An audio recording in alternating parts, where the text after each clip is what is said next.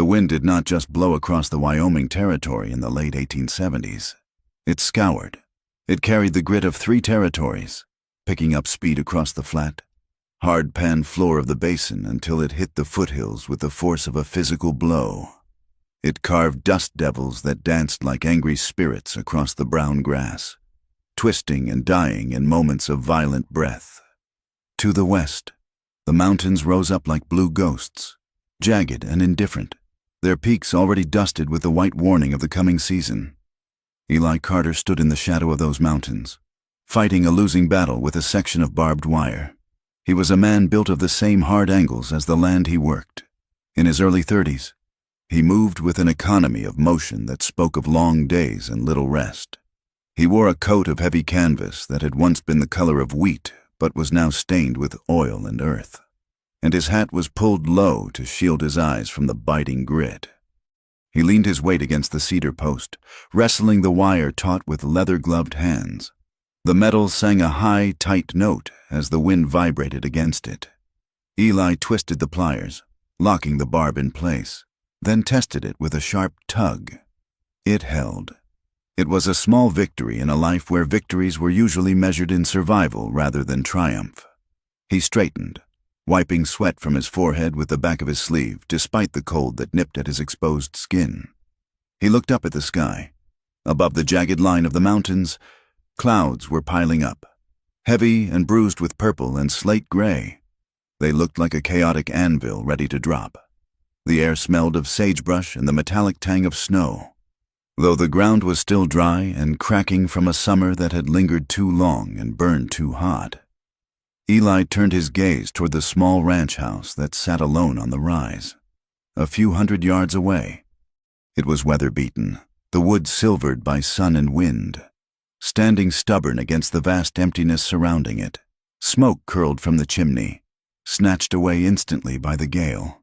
Above the house, on a steeper slope that caught the first light of dawn, 2 wooden crosses stood inside a small enclosure of stones. He did not look at them directly. He rarely did anymore. The memory of what lay beneath that earth, his wife, Sarah, and the son who had never taken a breath, was not something he needed to see to feel. It was a weight he carried in his chest, heavy as a stone in a riverbed, constant and unmoving.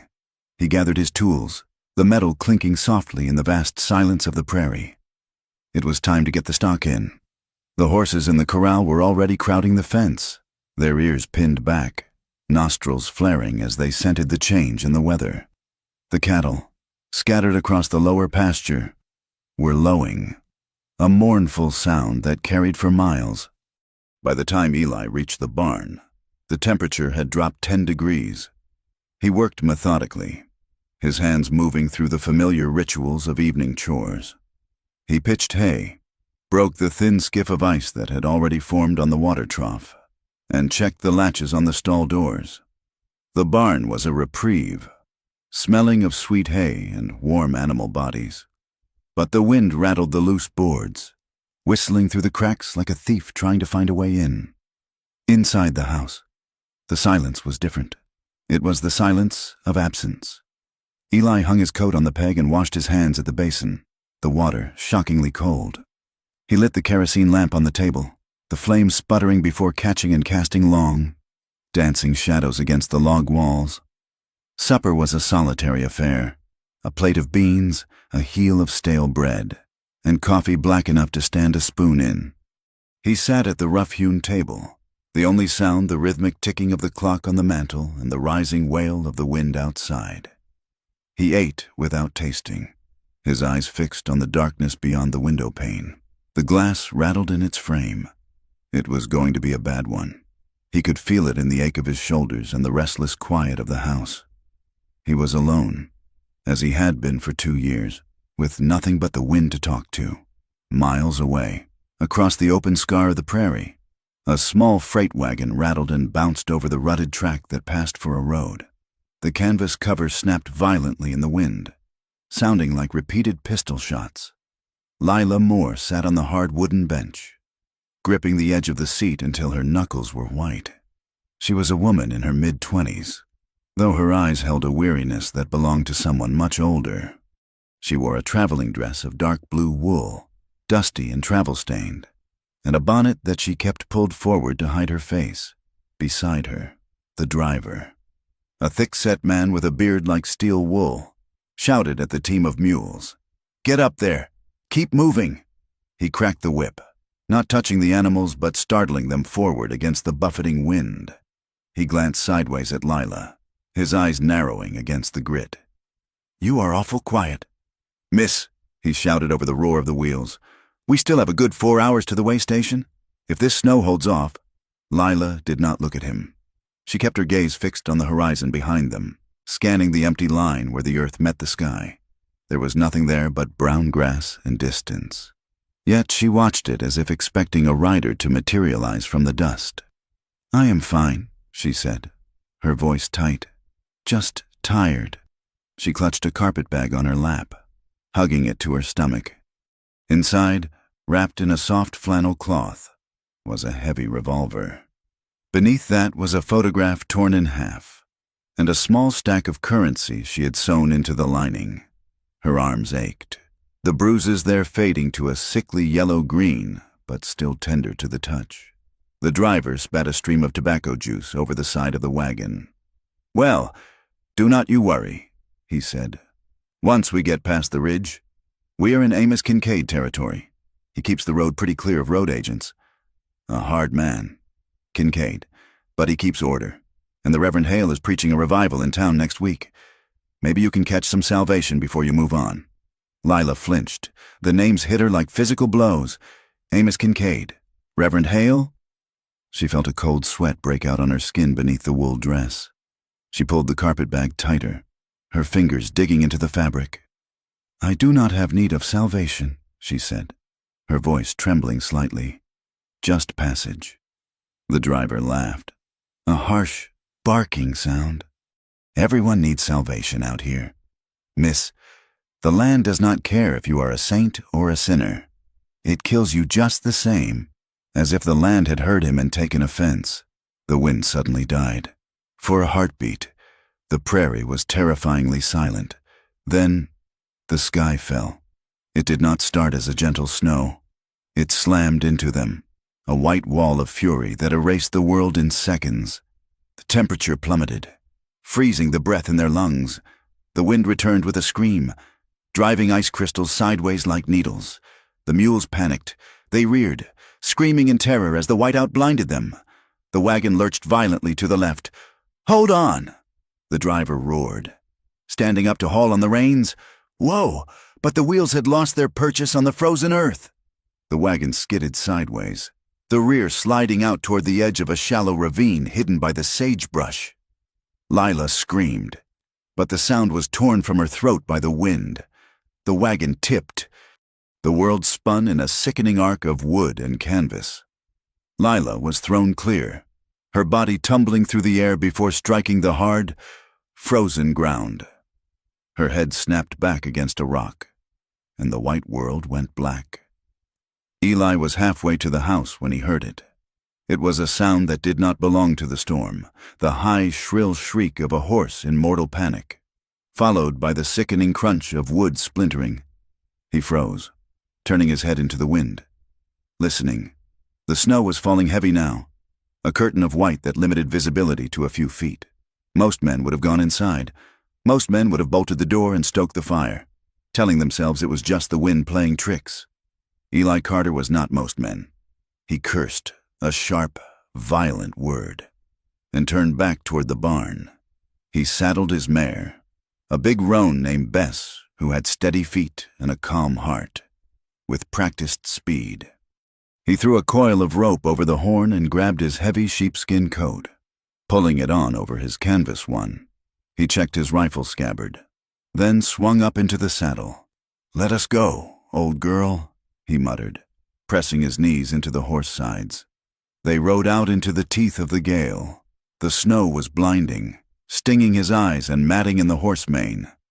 Eli let the reins stay loose, trusting the mare to find her footing where he could not see.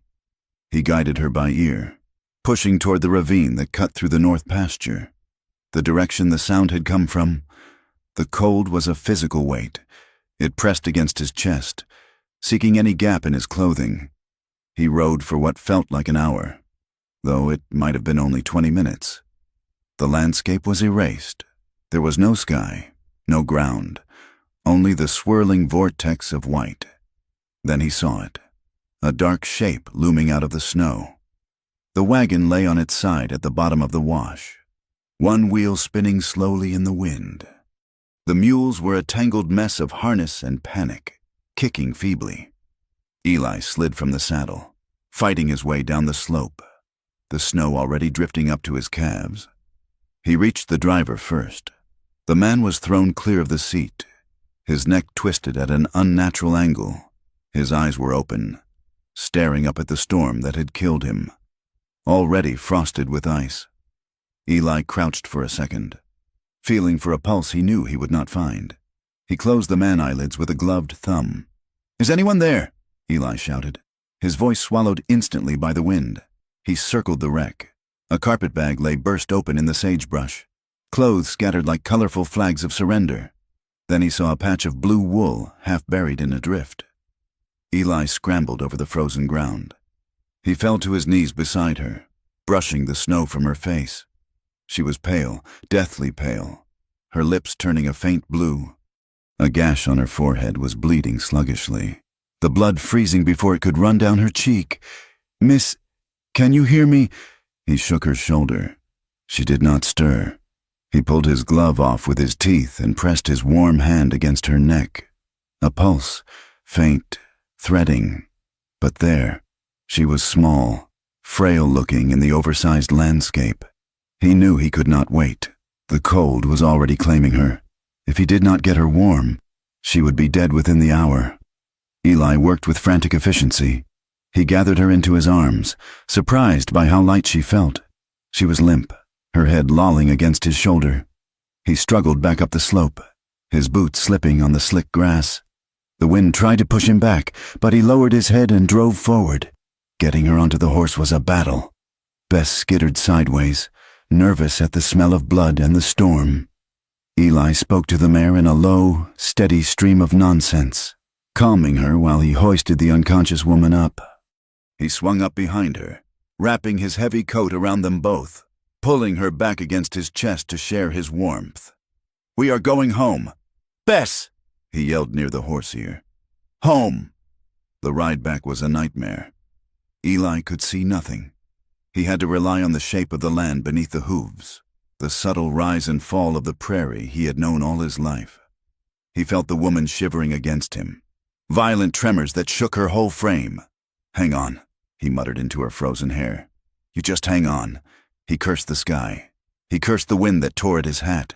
He cursed the fear that rose in his throat, the familiar, choking fear of holding a life in his hands and feeling it slip away. He had felt this before, holding Sarah as the fever burned her up. He would not let it happen again. Not this time. When the dark outline of the ranch house finally emerged from the whiteout, Eli nearly wept with relief. He rode the horse right up to the porch steps, sliding off with legs that felt like wood.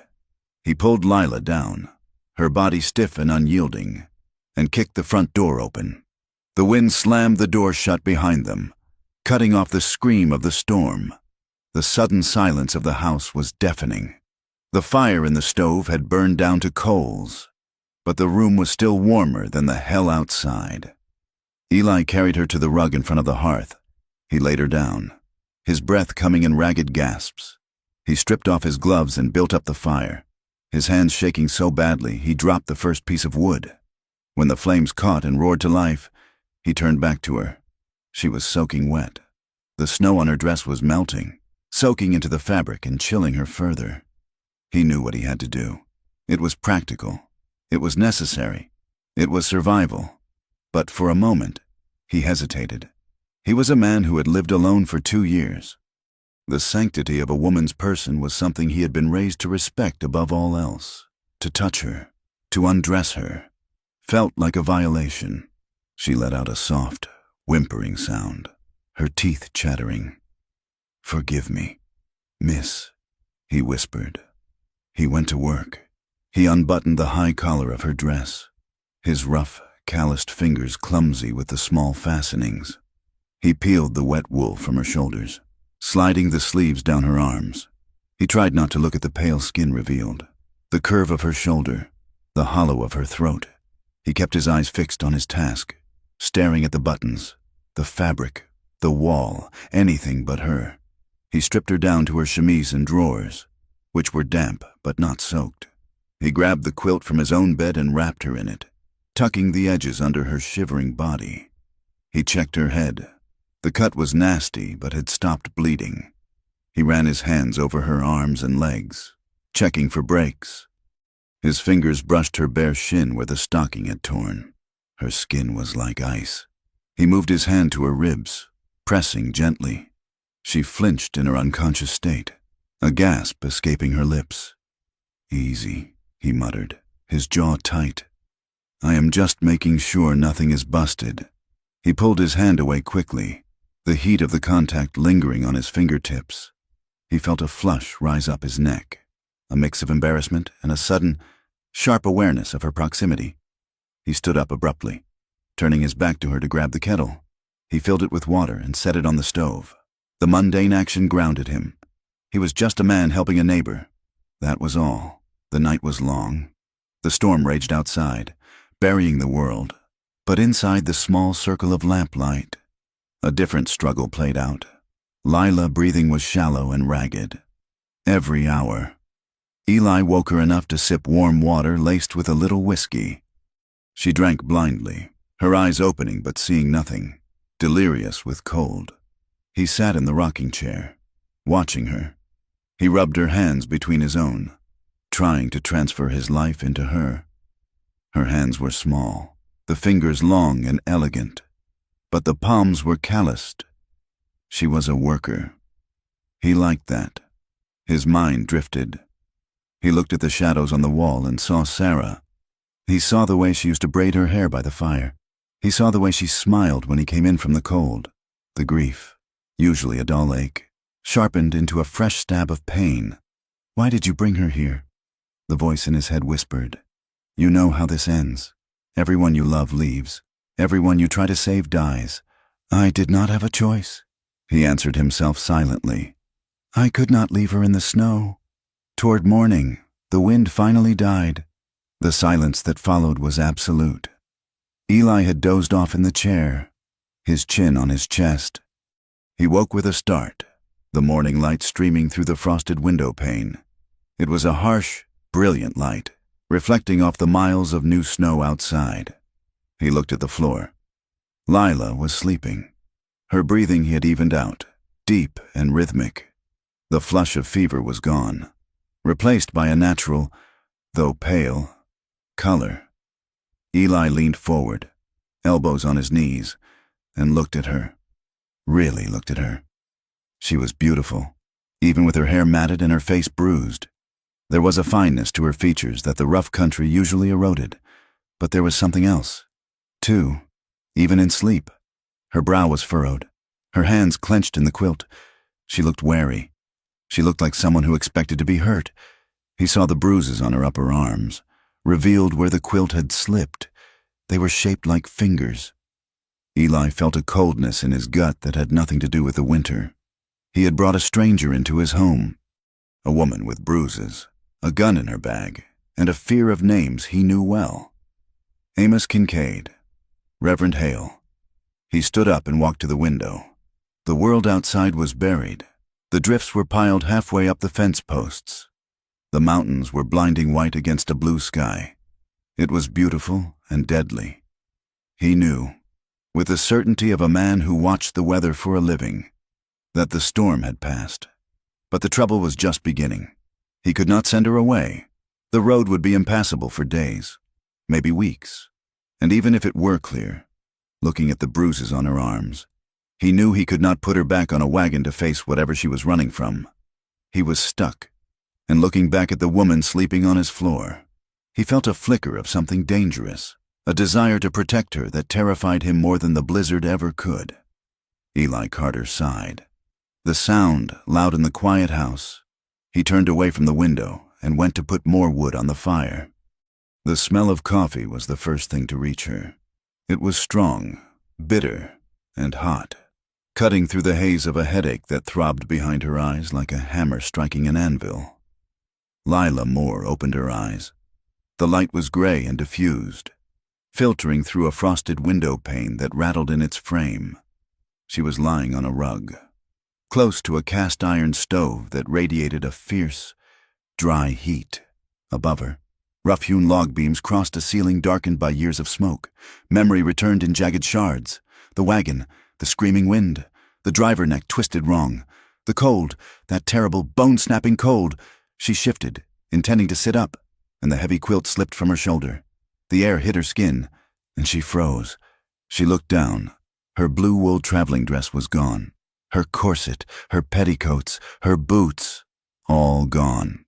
She was wearing only her thin chemise and drawers, and even those felt different, dry and warm, as if they had been dried by the fire while she slept.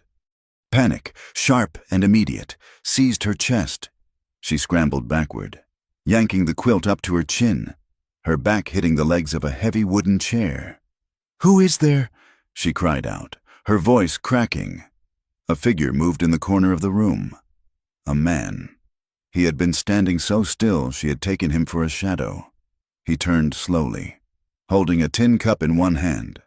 He was tall, with shoulders that filled his flannel shirt, and a face that looked like it had been carved from oak, hard planes, deep lines, and eyes the color of slate. Lila pressed herself against the chair legs, her eyes darting around the room for a weapon. "Where are my clothes? What did you do?" Eli Carter stopped 5 feet away. He did not come closer. He held the cup out slightly, as if offering a peace offering to a cornered wildcat. "They are drying," he said.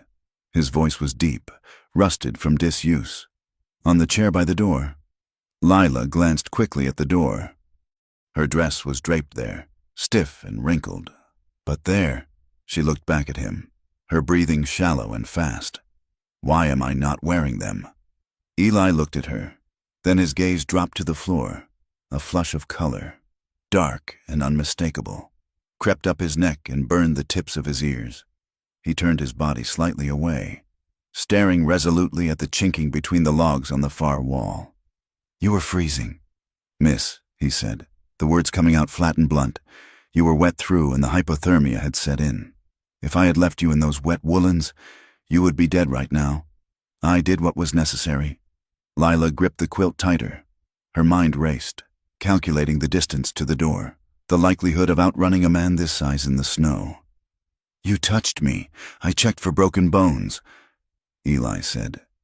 His jaw tightened, a muscle jumping in his cheek. "And I got you warm. That is all." He set the tin cup down on the table within her reach, then took a distinct step back. "There is coffee. Drink it.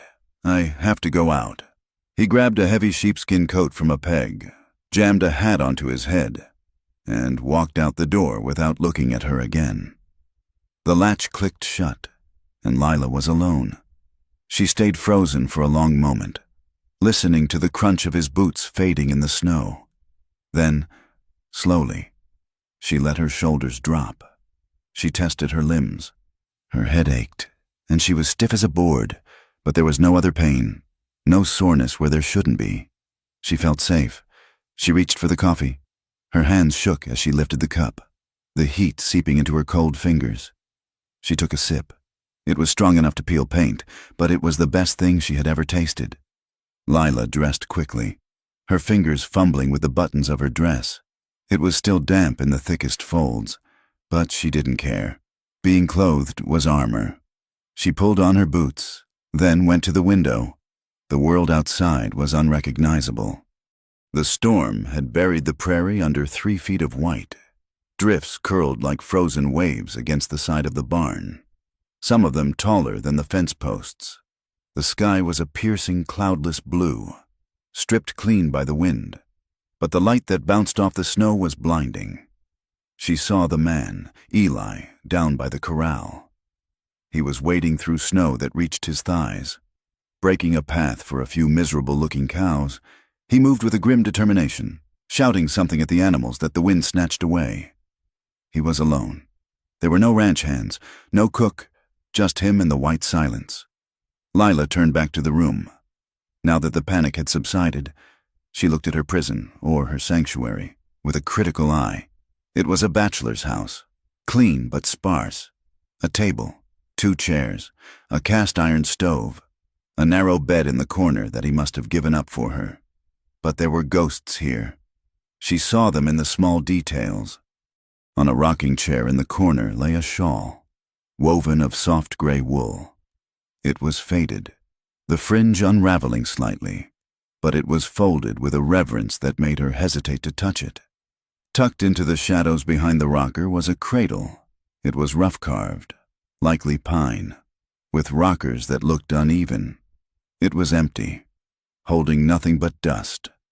Lila walked to the small shelf above the table. There was a Bible there, the leather cover worn smooth by handling.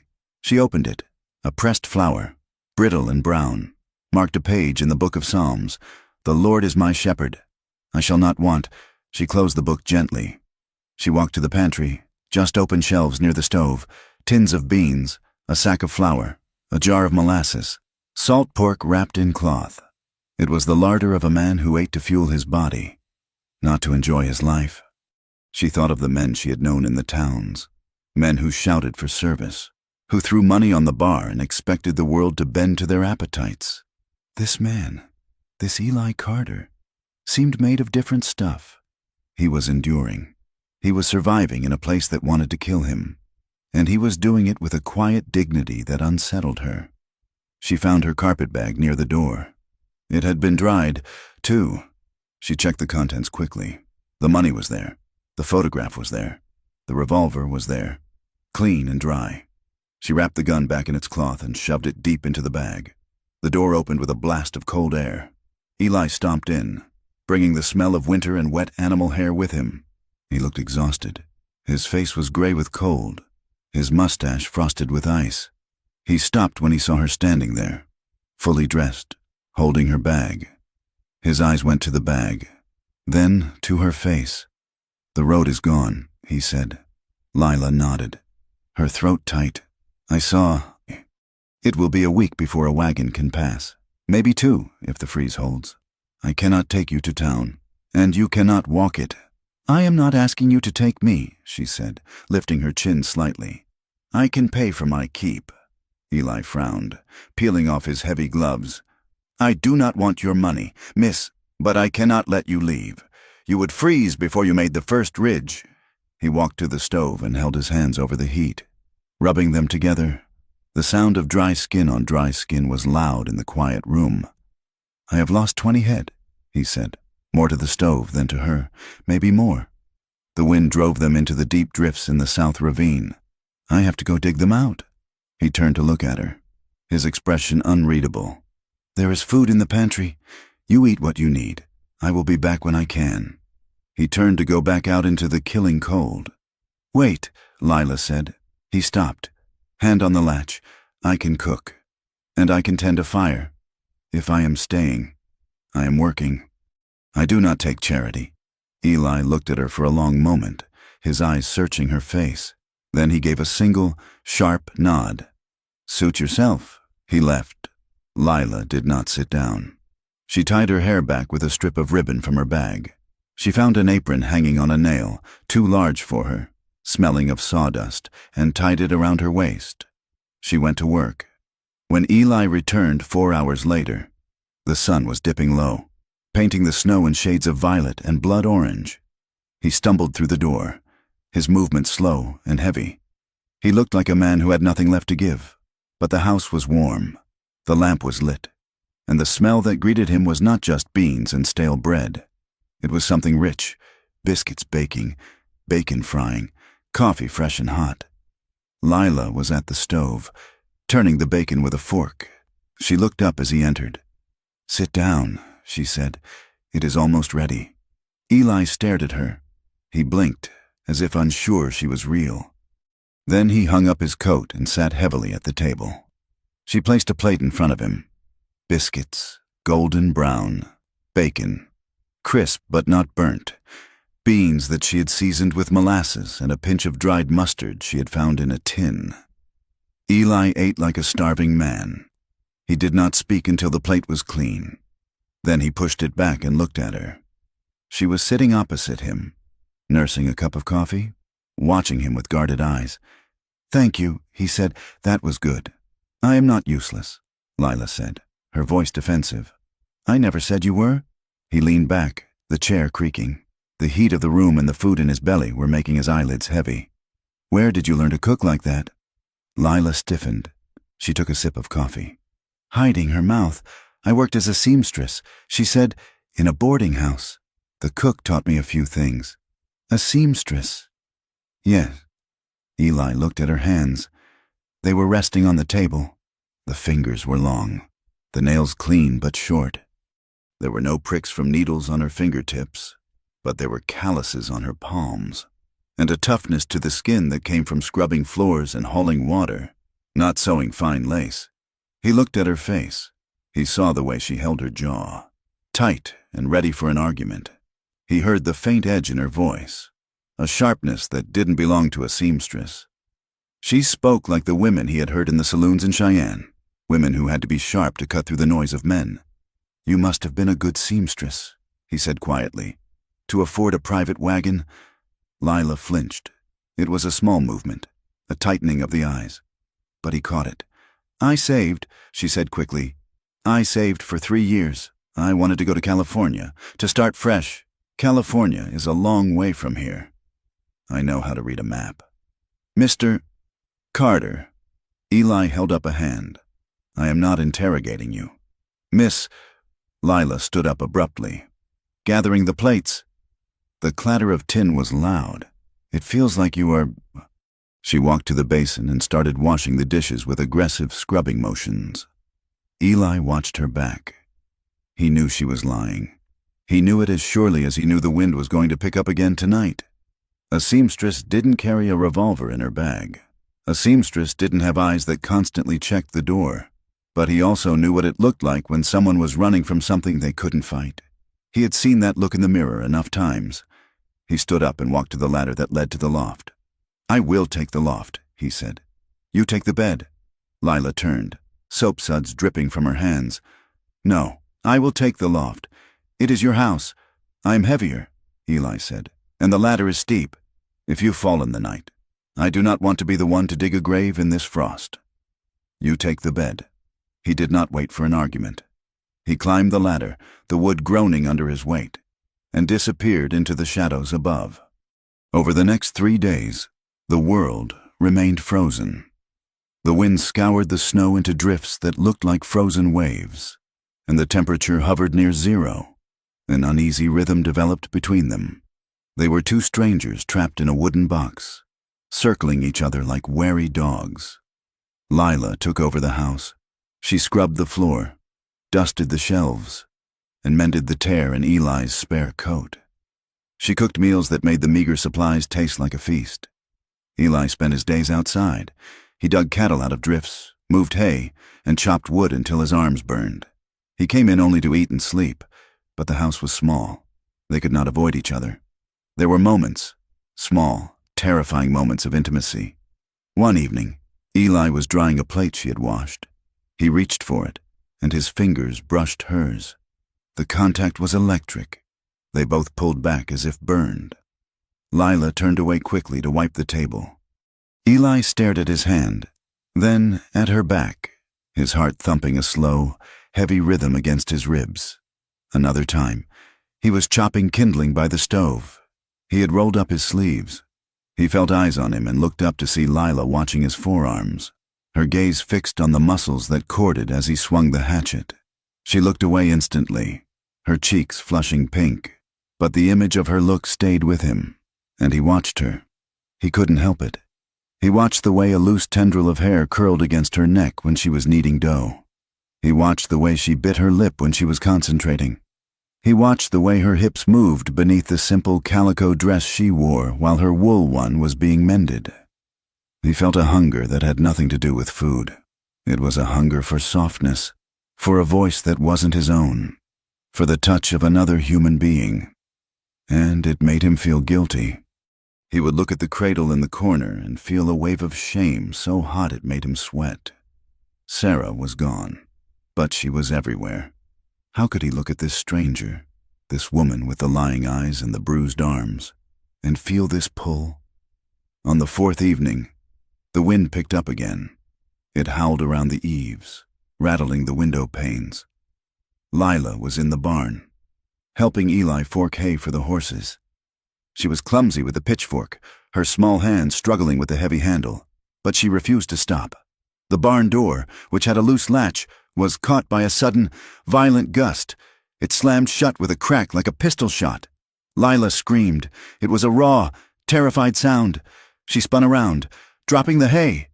She gripped the pitchfork with both hands, pointing the tines at the door, her body crouching low. Her face went white, her eyes wide and staring at nothing. "No," she whispered. "No, you do not. You stay back."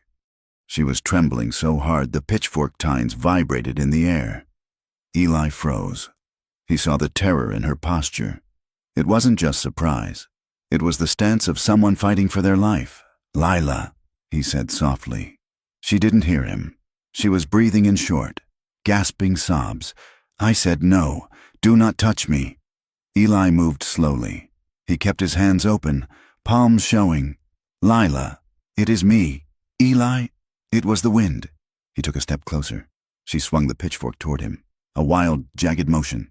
"Stay back. Lila, look at me," he commanded, his voice firm but low. "Look at me."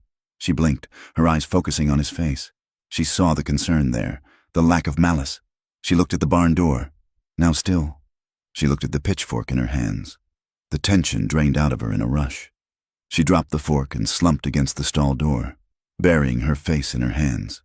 "I'm sorry," she gasped. "I am sorry. I thought—" Eli stepped forward and gently kicked the pitchfork out of reach.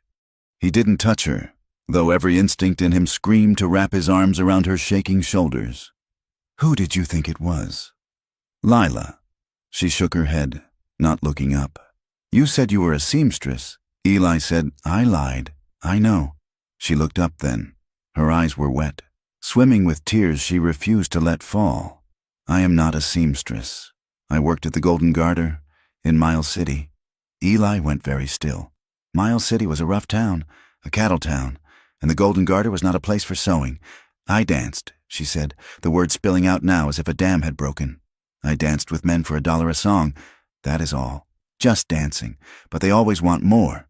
She hugged herself, her fingers digging into her arms.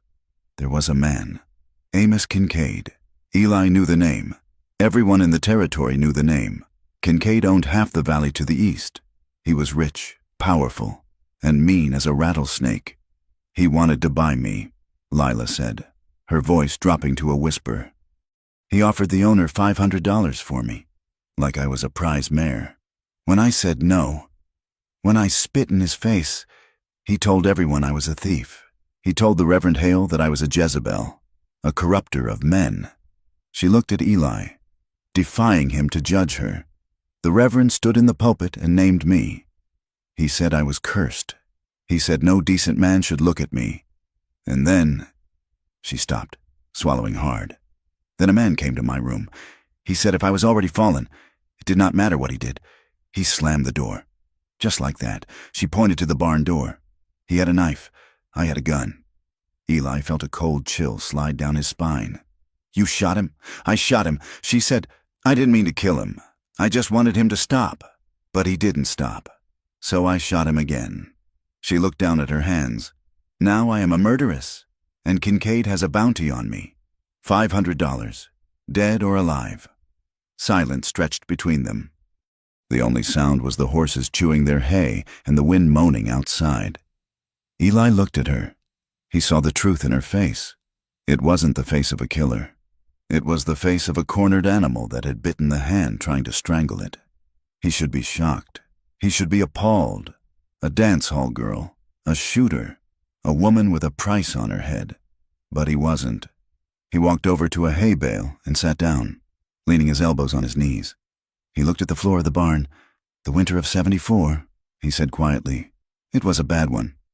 Worse than this." Lila watched him, confused by the shift. "We ran out of hay in February," Eli continued.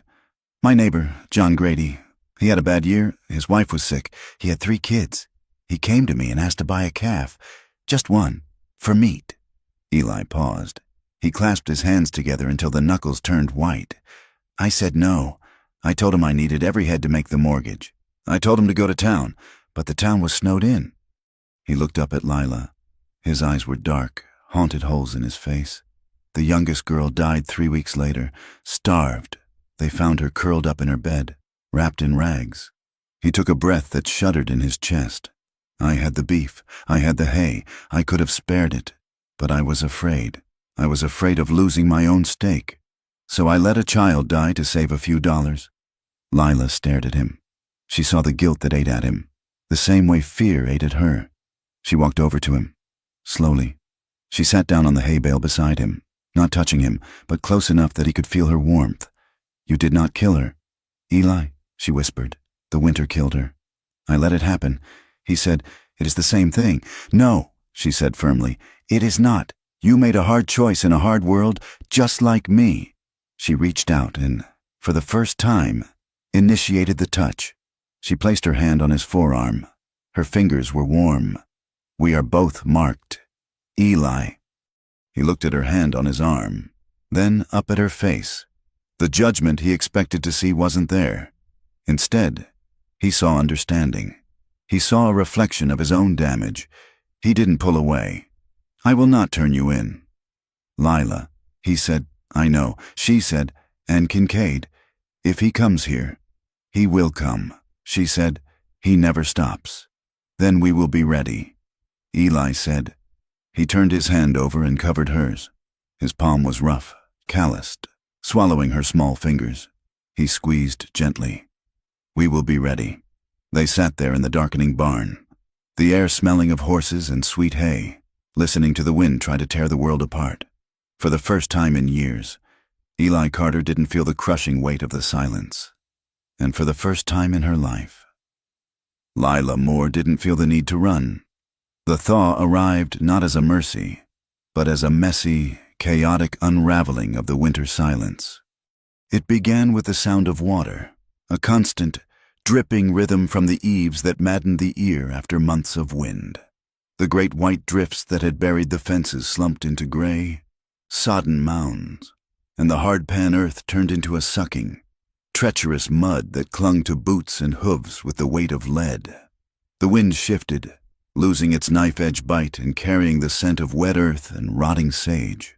The plains transformed from a blinding white sheet into a patchwork of brown and gray. And finally, on the south-facing slopes, the faintest haze of green appeared. It was the color of hope, but to Eli Carter, it looked like danger. Green grass meant the pass was open. Open passes meant riders.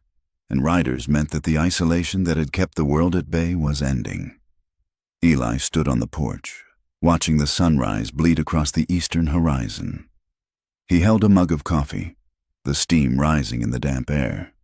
He heard the door creak open behind him, and the soft tread of boots on the wood. Lila joined him, wrapping her shawl, his wife's shawl, tight around her shoulders against the morning chill. They stood in silence for a long time.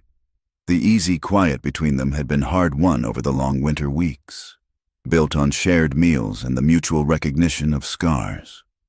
"The road will be passable by noon," Eli said, not looking at her. "The mud is drying on the ridge." Lila nodded. He could feel her tension without looking. She was a woman who lived with one foot out the door, ready to run. "I should pack," she said, her voice flat. Eli took a sip of coffee, the bitter liquid grounding him. He looked out at the herd, now scattered across the lower pasture. The cows were heavy, their bellies distended. "I am short-handed. Lila." She turned to look at him, surprise flickering in her eyes. "Calving season is starting," Eli continued, keeping his voice steady, though his heart hammered a strange rhythm against his ribs. "I have got 300 head in only 2 hands. I cannot do it alone, not this year." He turned to face her. The morning light caught the sharp angles of her face, softening the wariness that never quite left her eyes. "I am offering you a job. Stay through the calving. Earn your keep. I will pay you fair wages, $30 a month and board. When the calves are branded and the weather settles, if you still want to go, I will take you to the railhead myself. I will make sure you get on a train to wherever you want to go. Somewhere nobody knows your name." Lila studied him. She looked for the trap. She looked for the hidden cost that always came with a man's help. But all she saw was a rancher with dirt under his fingernails and a tiredness around his eyes that mirrored her own. "I do not know anything about birthing calves." "Eli," she said. "She." "You learn to cook in a week," he said. "You will learn this. It is messy work. It is hard work, but it is honest." Lila looked out at the horizon, where the mountains stood like blue ghosts. She thought of the road, the cold uncertainty of running, the fear of every shadow. Then she looked at the ranch, the sturdy barn, the smoke curling from the chimney, the man standing solid as an oak beside her. $30, she said, "and board," Eli added. Lila stuck out her hand. It was small, rough from the winter chores, but steady. "It is a deal. Mr. Carter." Eli took her hand. Her grip was firm. He held it a second longer than necessary, then released it as if it burned. "We start now," he said gruffly. "Number 42 looks like she's ready to drop." The next month was a blur of exhaustion, mud, and fluids. Lila learned that the romance of the West was a lie told by people who had never had to pull a calf from a heaving cow at 3 in the morning with ice forming on their eyelashes. She learned the smell of the calving shed, a thick, heavy scent of blood, afterbirth, steam, and manure. She learned to ignore the gore that coated her arms up to the elbows. She learned to use a block and tackle to hoist a calf that was twisted wrong, listening to Eli's calm, low voice guiding her hands. "Easy now," he would say, his shoulder pressing against hers as they worked in the dim lantern light. "Turn the leg, feel for the joint. There. Now pull. Steady." She learned to wrestle calves that weighed nearly as much as she did, holding them down while Eli doctored navels or checked for scours. She mended fences, her fingers raw and bleeding from the barbs, stretching the wire until her muscles screamed. The work was brutal. It left her aching in places she didn't know she had muscles, but it was also a purgation. Every fence post she set felt like a barrier between her and her past. Every calf that stood up, wobbling on wet legs and bawling for its mother, felt like a victory against the death that had shadowed her for so long. The land demanded everything she had, and in giving it, she found a strange kind of peace. She wasn't Lila, the dance hall girl. She wasn't the fallen woman. She was just a pair of hands keeping life going in a harsh world. And Eli was there, always there. He worked harder than she did, taking the worst shifts, the heaviest loads. But he watched her. He watched her wipe sweat from her forehead with a bloody forearm. He watched her coo softly to a rejected calf she was bottle feeding. His respect for her grew like the grass on the south slopes, slow, silent, and deep. But the supplies were running low. The flour barrel was empty, and the coffee was gone. A trip to town was inevitable. They rode out on a Tuesday, the sky a high, hard blue. The mud had dried enough to let the wagon pass, though the ruts were deep enough to swallow a wheel. Eli drove the team, and Lila sat beside him. Dressed in her mended blue wool dress and a bonnet she pulled low over her face. The settlement, a place called Clearwater, was little more than a scars on the prairie. A dusty main street lined with false-fronted buildings, a livery stable, a church with a white steeple that looked too pristine for the dust, and a sprawling saloon called the Drover's Rest, dominating it all. Sitting on a hill that overlooked the town like a feudal lord's castle was the brick house of Amos Kincaid. It was a dark, imposing structure, out of place in the wild, built to intimidate. Lila stiffened as they rolled down the main street. She felt the eyes. Men stopped on the boardwalk to watch them pass. In a town this size, strangers were news, and a woman like Lila was a headline. Eli pulled the wagon up in front of the General Mercantile. "Stay close," he murmured. They entered the store. It smelled of pickle brine, leather, and dry goods.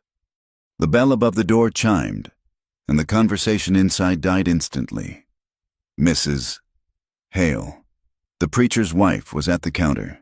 She was a severe woman, wearing black bombazine that rustled like dry leaves. She turned, her eyes landing on Lila. Her gaze swept from Lila's dusty boots to her mended dress, finally resting on her face with a look of curdled disapproval. She leaned toward the shopkeeper, whispering something behind a gloved hand. The shopkeeper glanced at Lila, then looked away quickly, pretending to arrange tins of tobacco.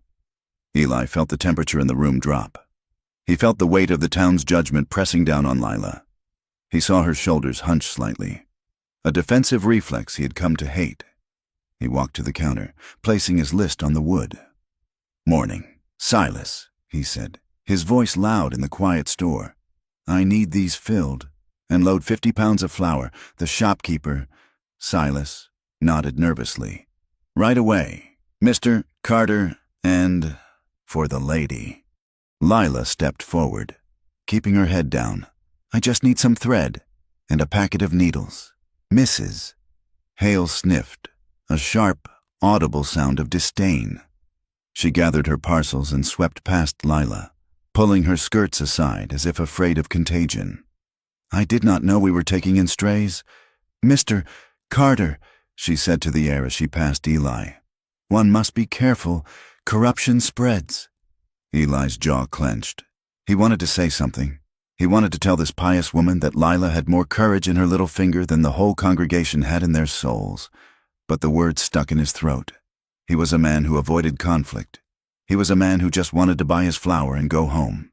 He let Mrs. Hale pass without a word. He saw Lila flinch.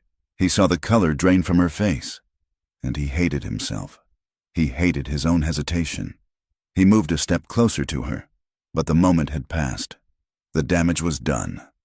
"I will load the wagon," he said gruffly. "You finish up here."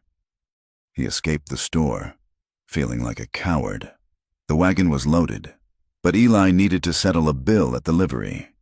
He walked Lila toward the wagon, intending to help her up. But the boardwalk was crowded. The doors of the drover's rest swung open, and the smell of stale beer and tobacco smoke spilled out into the street. A group of men tumbled out, laughing and shoving each other. They were rough men, seasonal hands waiting for the drive to start. One of them, a man with a red face and eyes swimming in whiskey, stopped when he saw Lila standing by the wagon wheel. He blinked, swaying on his feet. "Well, I will be damned," he slurred. He took a step off the boardwalk, ignoring the mud. "Looky here, boys. If it is not Ruby." Lila froze. Her hand went to the wagon wheel, gripping the wood until her knuckles turned white. She didn't look at the man. She stared straight ahead at the mule's ears. The drunk laughed, a wet, ugly sound. He pointed a dirty finger at her. "Amos Kincaid has been tearing up the territory looking for you. Darlin said his little runaway toy stole something precious." He turned to his friends. "This here is the high stepper from Miles City. The one who thinks she is too good for a working man but spreads her legs for the big money." Lila went rigid. She was white as chalk. She looked like a statue made of salt, ready to crumble in the wind. Eli was there in 2 strides. He didn't think. He didn't calculate. He just moved. He grabbed the drunk by the lapels of his coat and shoved him backward. The man stumbled, his boots slipping in the mud, and he fell hard onto his backside. "Shut your mouth," Eli snarled. The drunk blinked, looking up at Eli with bleary confusion that quickly turned to anger. He scrambled to get up, his hand going to the knife at his belt. "Who the hell are you? You keeping her now? You keeping Kincaid's leavings?" Eli stepped forward, his fists clenched at his sides. He was not a violent man, but the rage that flared in his chest was white-hot. "She is with me," Eli said, his voice low and dangerous. "And if you say her name again, I will put you in the ground." The other men on the boardwalk went quiet. They sized Eli up, the width of his shoulders, the callus on his hands, the look in his eye that said he had nothing left to lose. "Come on, Jeb," one of the men said, grabbing the drunk's arm. "Let it go. It is just a woman." The drunk spat in the mud, glaring at Eli. "You watch your back, sodbuster. Kincaid pays for information." Eli didn't wait. He turned, grabbed Lila by the waist, and swung her up onto the wagon seat. He climbed up beside her, snapped the reins, and the mules lurched forward. They drove out of town without looking back, the laughter of the men fading behind them. They didn't speak for 5 miles. The only sound was the rattle of the wagon and the thud of hooves. The landscape rolled by, empty, vast, and indifferent. Finally, Eli pulled the team to a halt near a stand of cottonwoods. He tied the reins and turned to face her. Lila was staring at her hands, which were folded tightly in her lap. She was shivering, though the sun was warm. "Ruby," Eli said. Lila closed her eyes. "That was my name. In the life. And Kincaid, the man said you were his toy." Lila looked up then. Her eyes were fierce, blazing with a mixture of shame and defiance. "Is that what you think? Eli, you think I was his whore? I'm asking what happened. Lila, I need to know what I'm standing between." Lila took a ragged breath. She looked out at the prairie. "I told you he wanted to buy me. That is true. But it was not just money. In that town, Kincaid owns the law.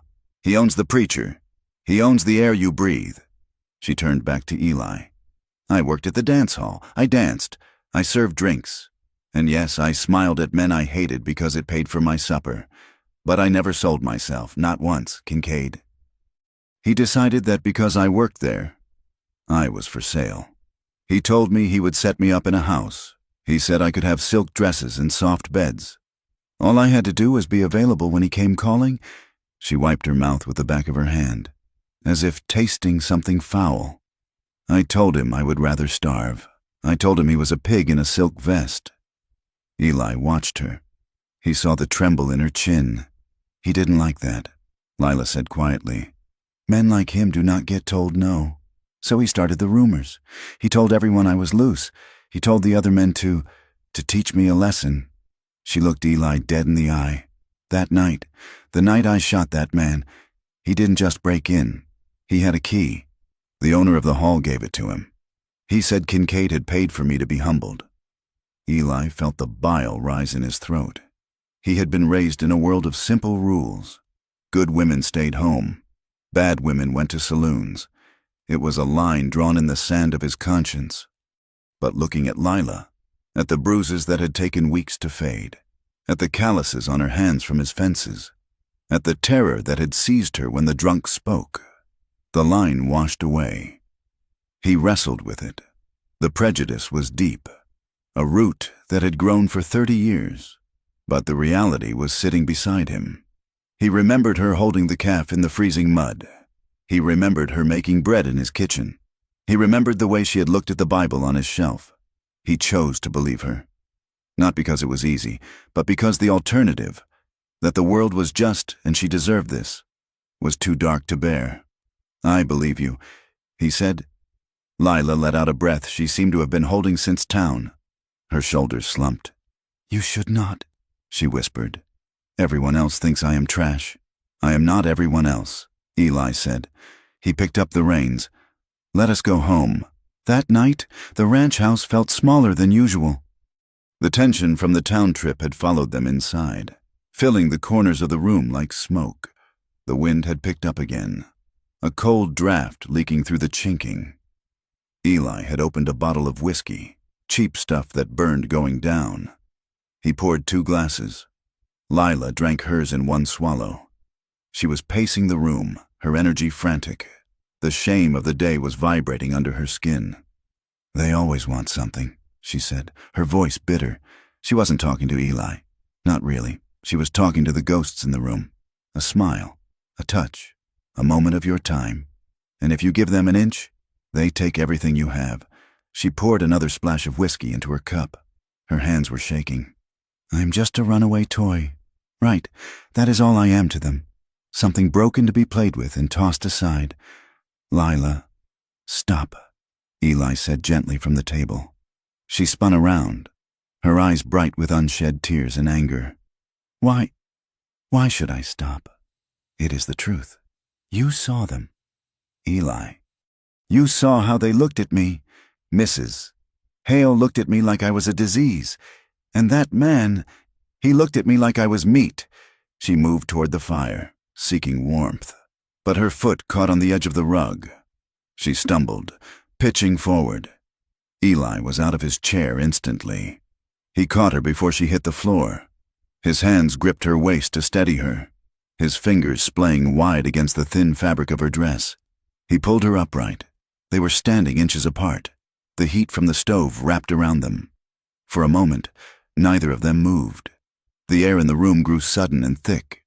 Eli could feel the warmth of her body through her dress. He could smell the scent of her, soap and sage, and the faint, sweet smell of whiskey. His heart began to pound, a heavy, drum-like rhythm. He looked down at her face. Her lips were parted, her eyes wide and dark. The desire hit him like a physical blow. He wanted to pull her closer. He wanted to erase the look of shame from her face with his own. He wanted to prove that not all touches were about taking. His grip on her waist tightened. Just a fraction. Lila's breath hitched. Her eyes searched his, panic flaring in the depths. "Don't move your hand there," she whispered, her voice trembling. "Don't take advantage." The words hung in the air between them. It was a plea. It was a warning. It was the sum of everything the world had taught her to expect from a man in a quiet room with whiskey and a closed door. Eli froze. He looked at his hands on her waist. He looked at the fear in her eyes. He realized what he was doing. He was standing on the precipice of becoming the very thing she ran from. He could pull her in. She was vulnerable. She was in his house, under his protection. It would be so easy. But it would be theft. Slowly. Deliberately. Eli pulled his hands away. His fingers were shaking. He stepped back, putting 3 feet of floorboards between them. He looked at her, his eyes dark with longing, but also with a fierce, burning shame that he had even hesitated. "I am not him," he said, his voice rough as gravel. "I will not be him." Lila stood there, stunned. She had braced herself. She had tightened her muscles for the struggle, or the submission. She had expected the pressure, the insistence, the justification, but he had stepped back. He had chosen her dignity over his desire. Eli turned away, unable to look at her any longer. He grabbed the whiskey bottle and corked it with a sharp twist. "Go to bed, Lila," he said to the wall. Lila didn't move for a long moment. She stared at his back, the broad shoulders, the tension in his neck. "Good night, Eli," she whispered. She climbed the ladder to the loft. She lay down on the pallet, pulling the quilt up to her chin. Her heart was racing, beating against her ribs like a trapped bird. But it wasn't fear. She pressed her hand to her chest. She replayed the moment. The heat of his hands, the way he had stopped. For the first time in her life, a man had held the power to take what he wanted, and he had chosen restraint. And lying there in the dark, listening to the wind. Lila realized something that terrified her more than Kincaid ever had. She realized that she wanted him to touch her, but she wanted it to be his choice, and hers. Over the next few weeks, the air between them changed. The sharp edges of their defenses began to soften. The closeness became intentional. It wasn't just proximity anymore. It was gravity. When they rode out to check the herd, Eli would help her into the saddle. His hands would linger for a second on her waist, steady and warm, before pulling away.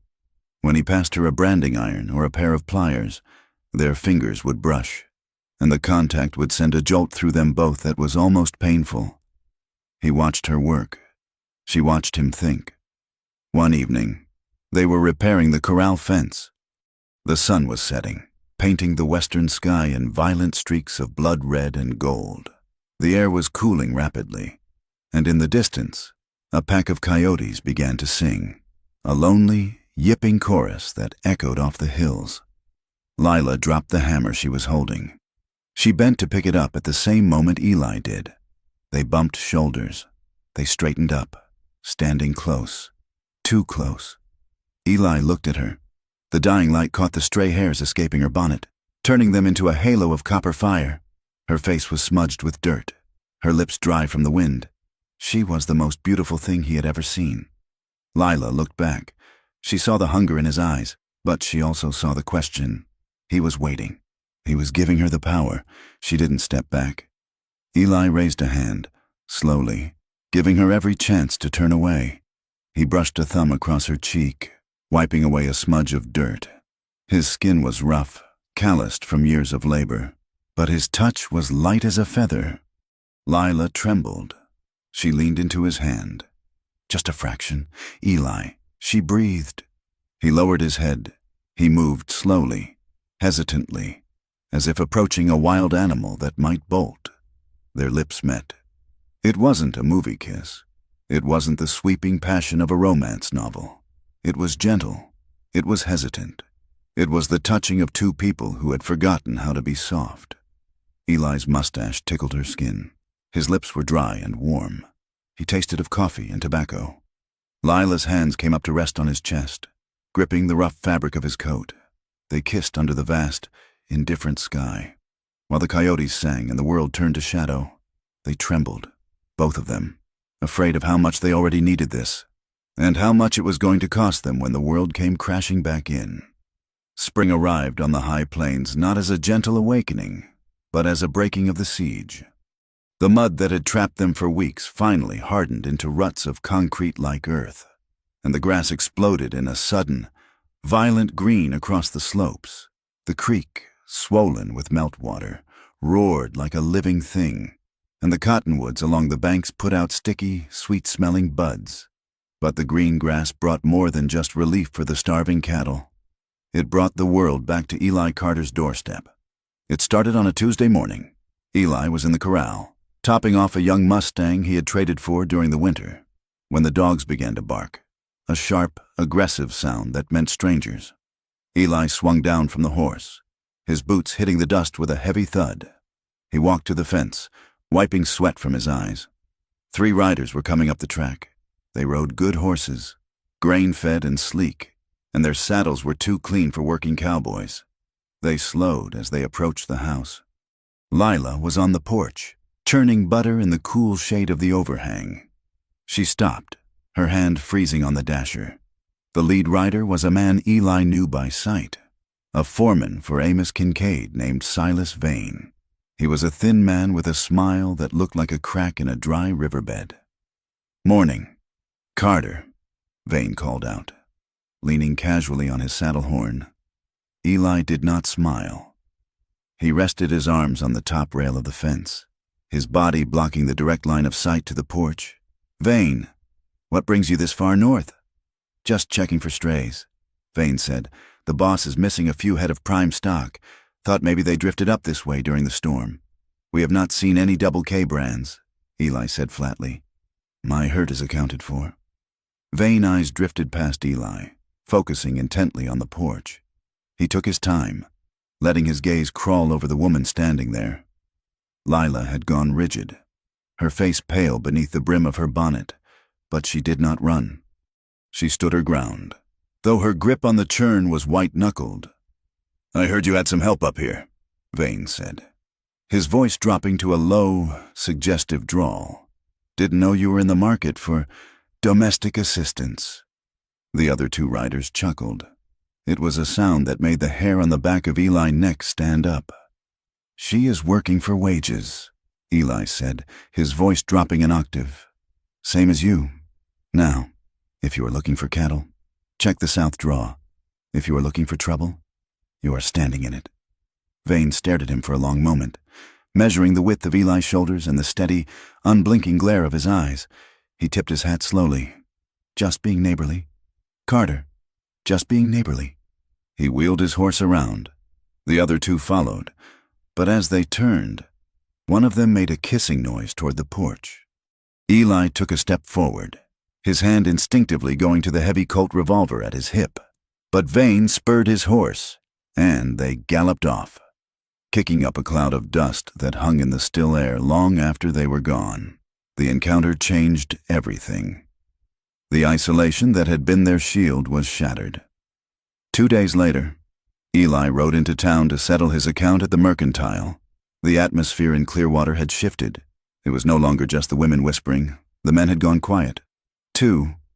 When Eli placed his order for wire and nails on the counter, the storekeeper, a man Eli had known for 10 years, Didn't look him in the eye. That will be $12.50, the man said, staring at his ledger. Put it on my tab, Eli said. I will settle up after the fall drive. Can't do that. Eli. Eli frowned. Since when? My credit has been good here for a decade. Since folks started talking, the storekeeper said, finally looking up. His face was a mask of nervous apology.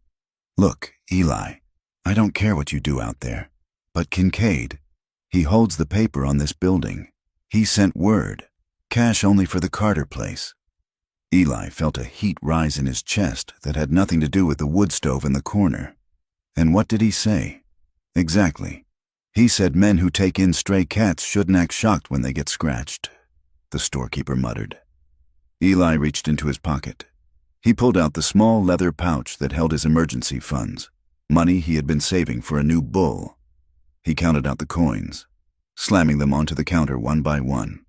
$12.50. He grabbed the sack of nails and walked out.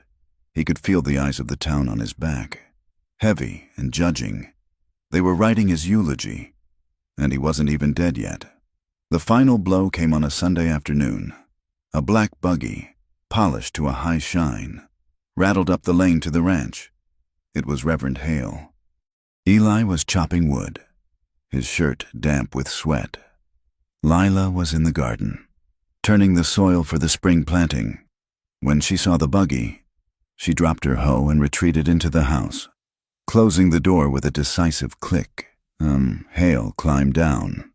He was a soft man, with hands that had never known a callus and a voice that always sounded like he was reading from a pulpit. Good afternoon, Brother Carter, Hale said, brushing dust from his coat. Reverend, Eli said, not stopping his work. The axe bit into the wood with a satisfying crack.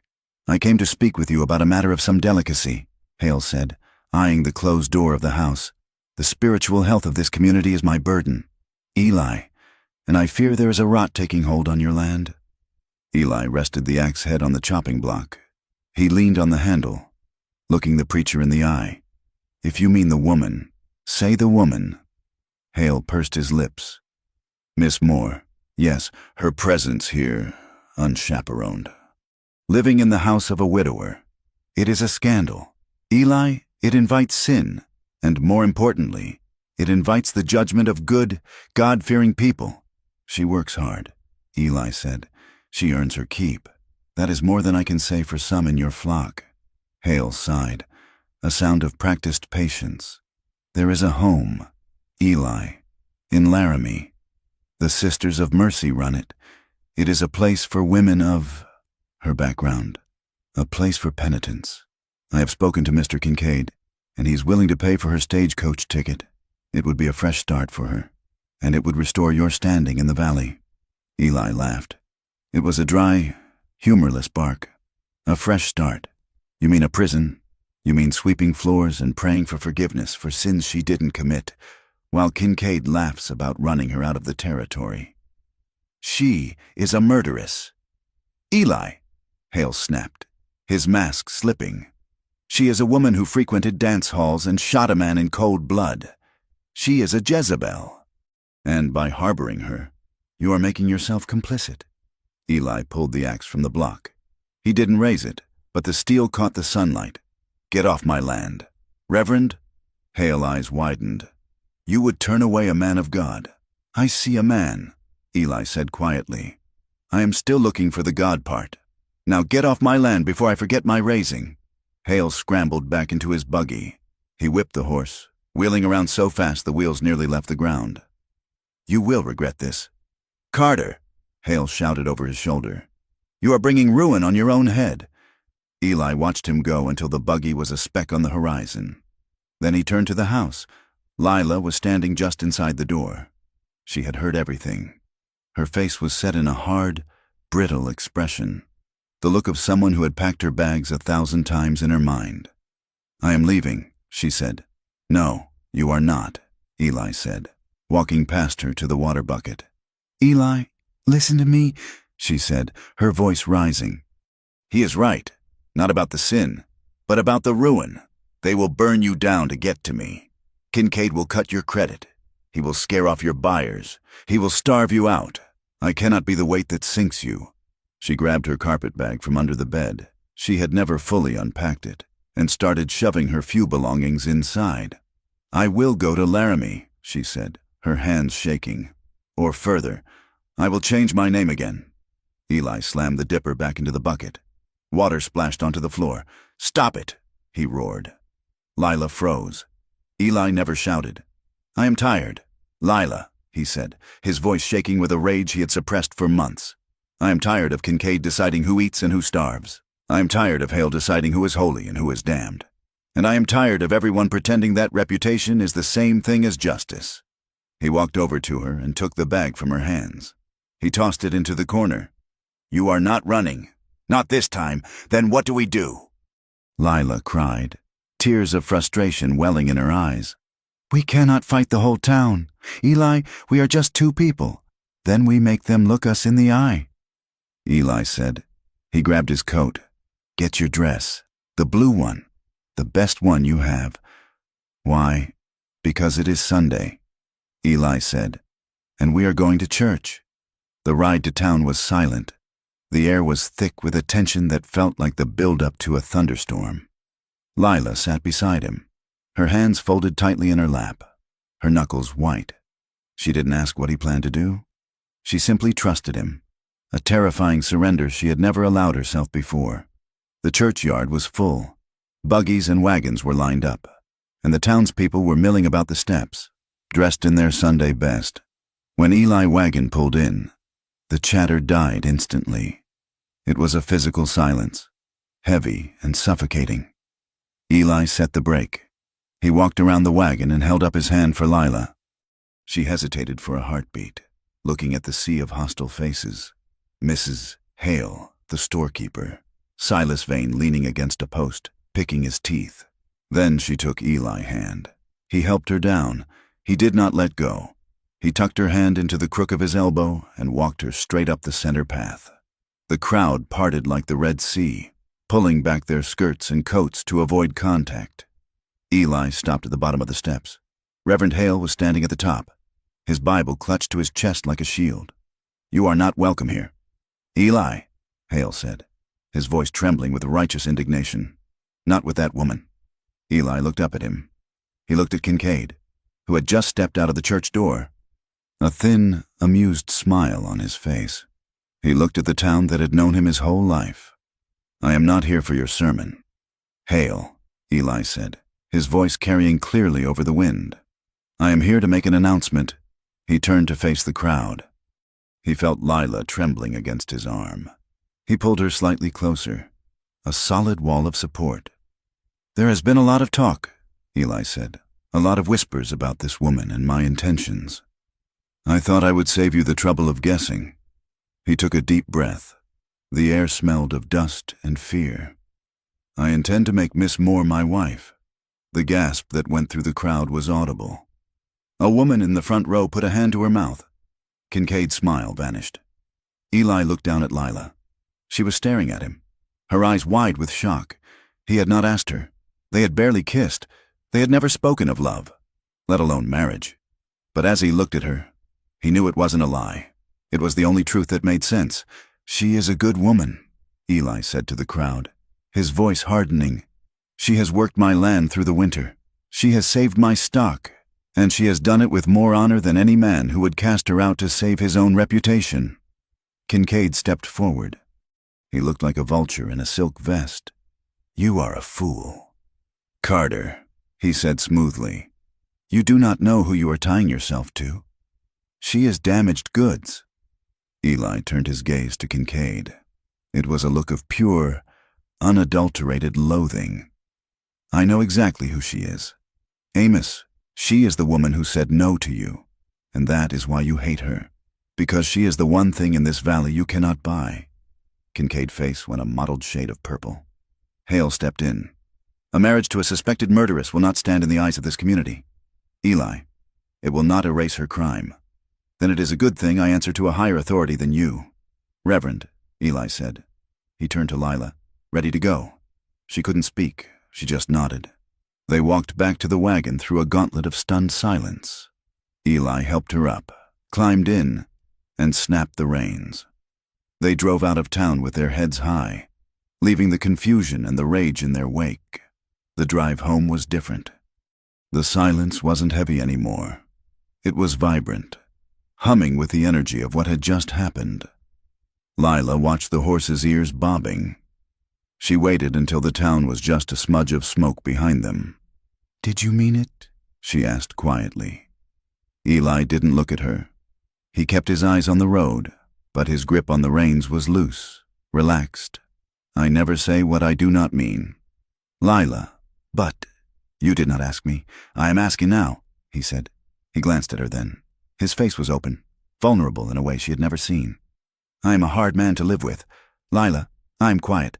I have got ghosts in my house, and I am about to have a war on my hands. But I will never let anyone hurt you again. Not as long as I have breath." Lila looked at him, this man who had just set fire to his life to keep her warm.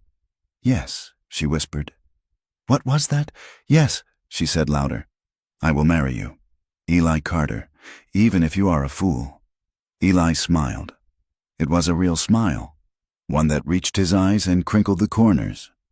"Well, that is good, because I would look mighty stupid if you said no." That night, the ranch house felt different. It was no longer a shelter. It was a fortress. But inside, the air was soft. They ate supper in a comfortable silence. Afterward, Eli added wood to the stove, while Lila tidied the table. The adrenaline of the day was fading, replaced by a deep, humming awareness of each other. Lila stood by the window, looking out at the dark. She turned to find Eli watching her. He was standing by the fireplace, the orange light casting half his face in shadow. She walked over to him. She stopped a foot away. The memory of that night with the whiskey bottle stood between them, the night she had begged him not to touch her. Lila took a step closer. She reached out and took his hand. It was large, rough, scarred from barbed wire and hard work. She lifted it. She placed his hand on her waist, exactly where she had banned it before. His fingers played against the fabric of her dress, warm and heavy. Eli went still. He looked at her, a question in his eyes. "Don't move your hand there," she whispered, echoing the words from months ago. She paused, her breath catching in her throat. She stepped in, pressing her body against his hand, closing the distance.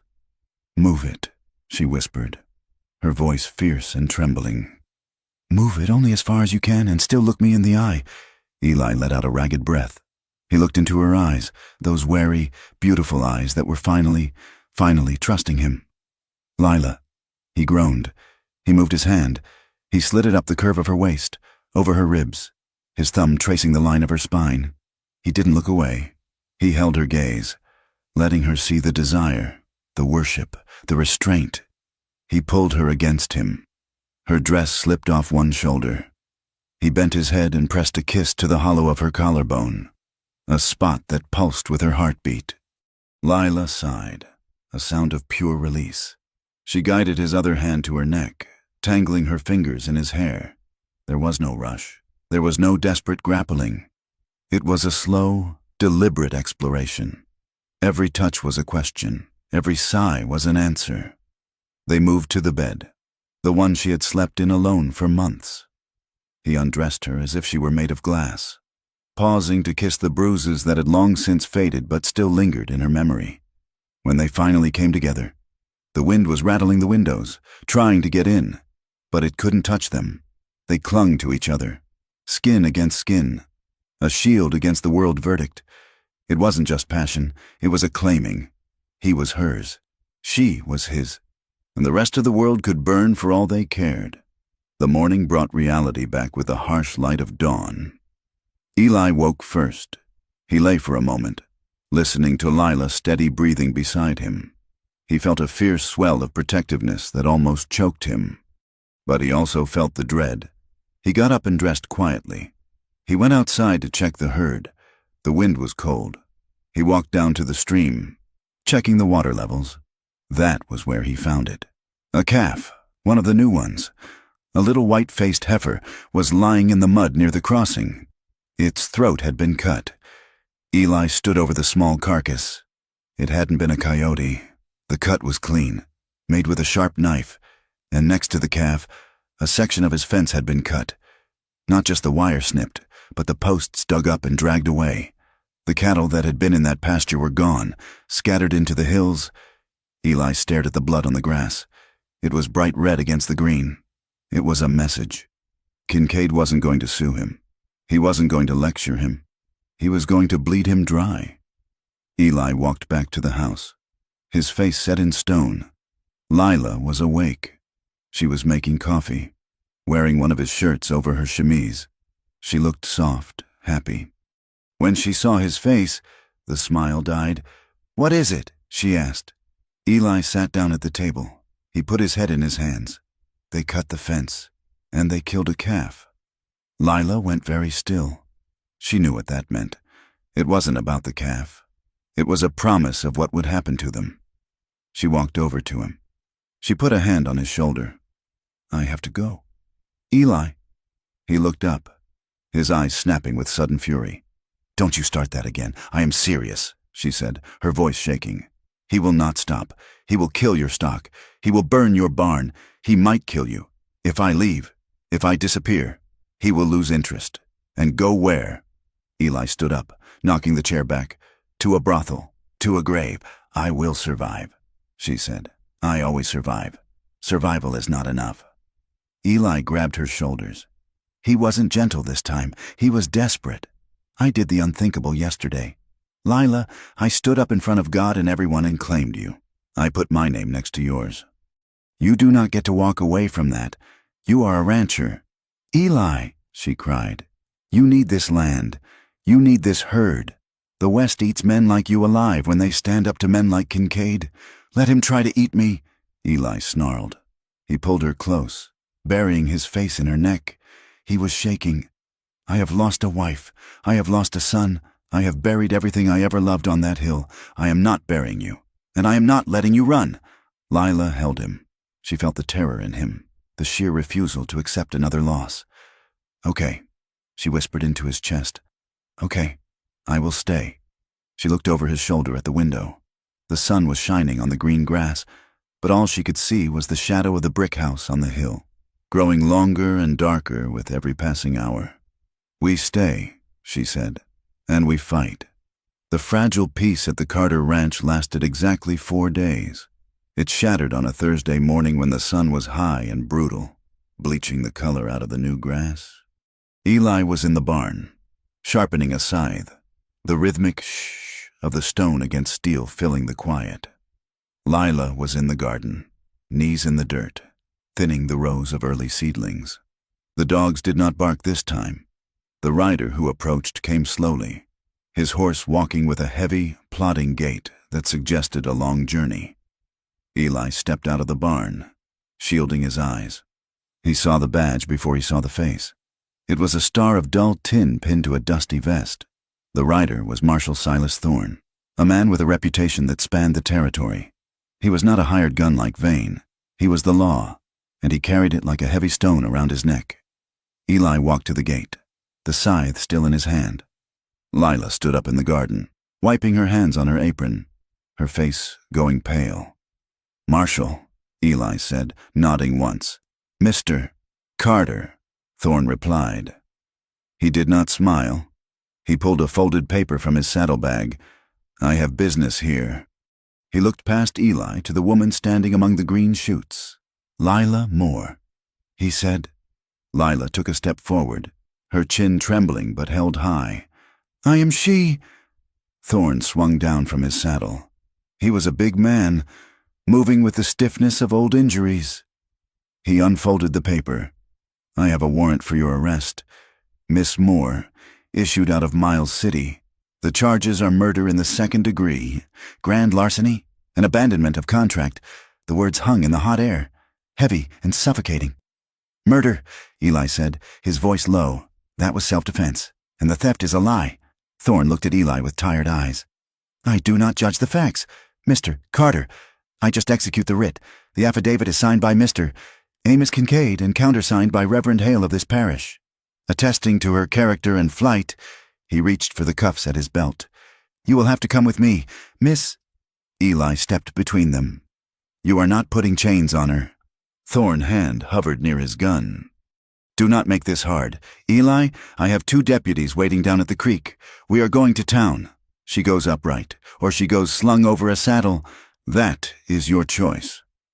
Lila walked to the gate. She put a hand on Eli's arm. The touch was light, but it stopped him cold. "It is all right." "Eli," she said softly. "It is not all right." She looked at him, her eyes pleading. "If you fight him, they will kill you. And then I am truly alone." She turned to the marshal and held out her wrists. Thorn snapped the iron cuffs shut. The sound was a metallic click that echoed like a gunshot. They rode to town in a grim procession. Lila sat on her own horse, her hands bound to the saddle horn, the marshal leading her mount by a lead rope. Eli rode alongside, refusing to fall back, refusing to leave her flank. The landscape seemed to mock them. The dust swirled in choking clouds, kicked up by the horses' hooves. The sun beat down with a malice that felt personal, burning the back of their necks. High above, 3 buzzards circled in a lazy, tightening spiral, waiting for something to die. They reached Clearwater as the sun began to dip. The town was quiet, but curtains twitched in windows as they passed. They led Lila straight to the jailhouse, a small building of stone and iron that smelled of damp earth and stale tobacco. Thorn opened the cell door. Lila stepped inside.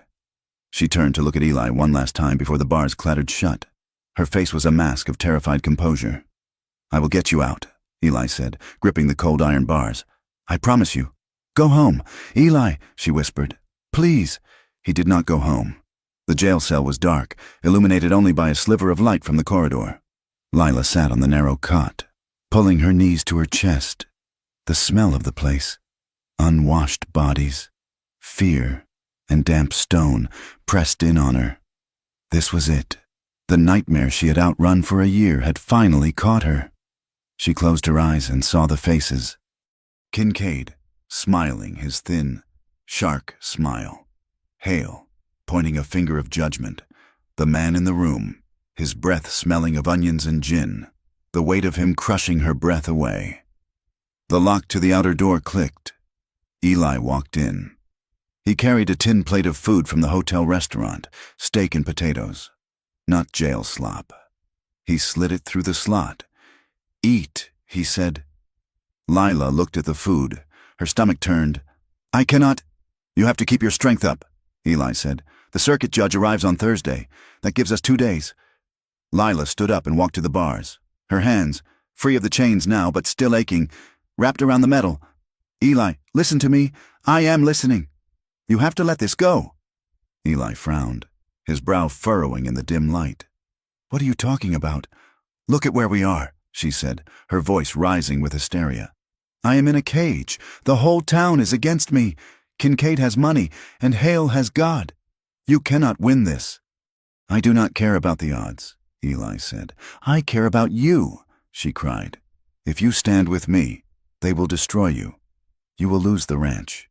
You will lose your name." She pressed her forehead against the cold bars.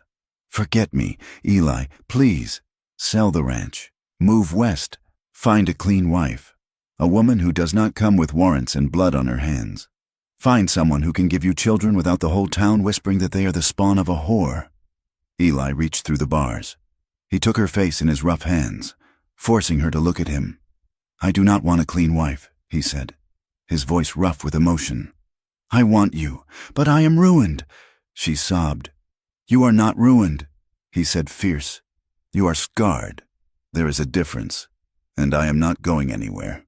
He let go of her face and stepped back, buttoning his coat. "I am going to get help." "Where?" "Miles City." "It is a 2-day ride," Lila whispered. "You will never make it back in time." "I will ride fresh horses," Eli said. "I will make it." He turned and walked out.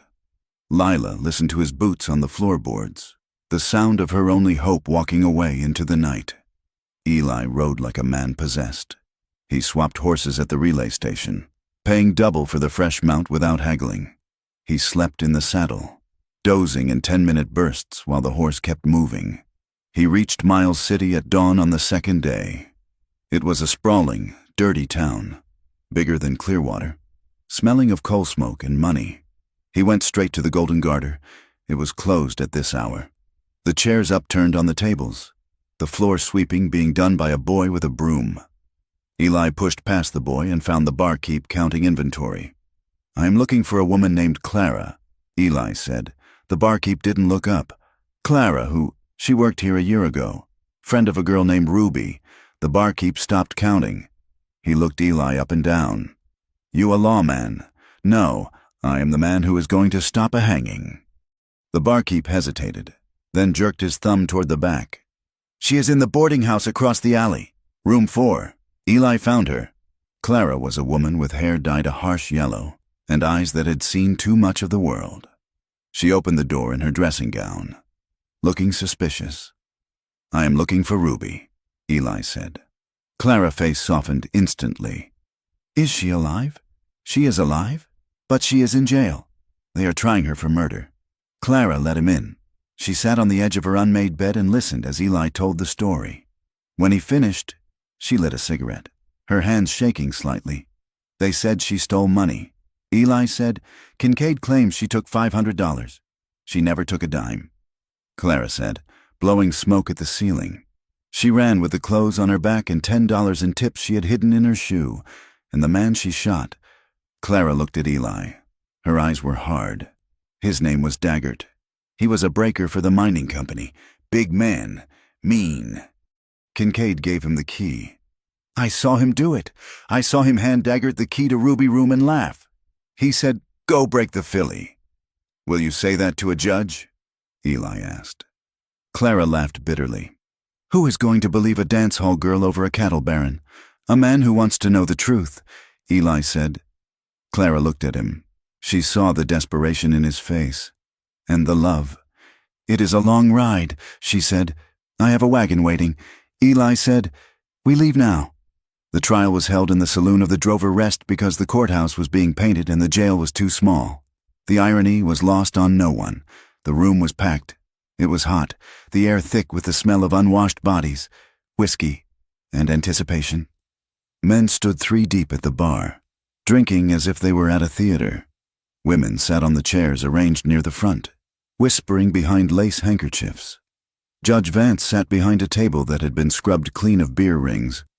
He was a man of 60, with a face like tanned leather and eyes that looked like they had been squinting into the sun for a lifetime. He looked tired. Lila sat at a small table to the left, wearing her mended blue dress. She kept her eyes on her hands. Kincaid sat to the right, looking confident in a suit of gray wool. Reverend Hale sat beside him. The prosecutor, a lawyer on Kincaid payroll, painted a picture of a woman loose in morals and violent in temper. He called Kincaid to the stand. "Mr. Kincaid, tell us about the defendant." Kincaid stood up, smoothing his vest. "I tried to help her," he said, his voice oozing false sincerity. "She was a young woman alone in a rough town. I offered her employment, domestic work. I tried to save her from the life she was leading. But she was wild, ungrateful, and when she left, she took $500 from my safe. And the man she killed?" Kincaid shook his head sadly. "A tragedy. Mr. Daggett was a business associate. He went to her room to retrieve my property. She shot him in cold blood." Lila gripped the edge of the table. Every word was a lie, sharp and cutting. Reverend Hale took the stand next. "She is a danger to the moral fabric of any community," Hale declaimed. "Her very presence incites sin. She tempts men to their ruin, even now. She has ensnared a good man like Eli Carter in her web of deceit." Eli sat in the front row, his hat in his hands. He watched the town nod along. They wanted a witch to burn, and Hale was handing them the matches. The defense was Eli's turn. He did not have a lawyer. He stood up and walked to the front of the room. "State your name." Judge Vance rumbled. "Eli Carter, Mr. Carter. You have harbored the defendant for the winter. Tell us what you know." Eli turned to face the crowd. He looked at Mrs. Hale. He looked at the storekeeper. He looked at the men who had jeered at them. I know that she worked my cattle when the snow was deep enough to kill a horse, Eli said, his voice steady. I know she pulled calves and mended fences and never complained once. I know she saved my ranch. He looked at Lila. They say she is a thief, but she has never taken a penny from me. They say she is a whore, but I have never met a woman with more honor. His voice cracked. Just a little. I love her, Eli said, and I'm going to marry her. Not because she has bewitched me, but because she is the best person I know. A murmur went through the room. It was not agreement, but it was surprise. Is that all? Mr. Carter, Judge Vance asked. No, Eli said. I have a witness.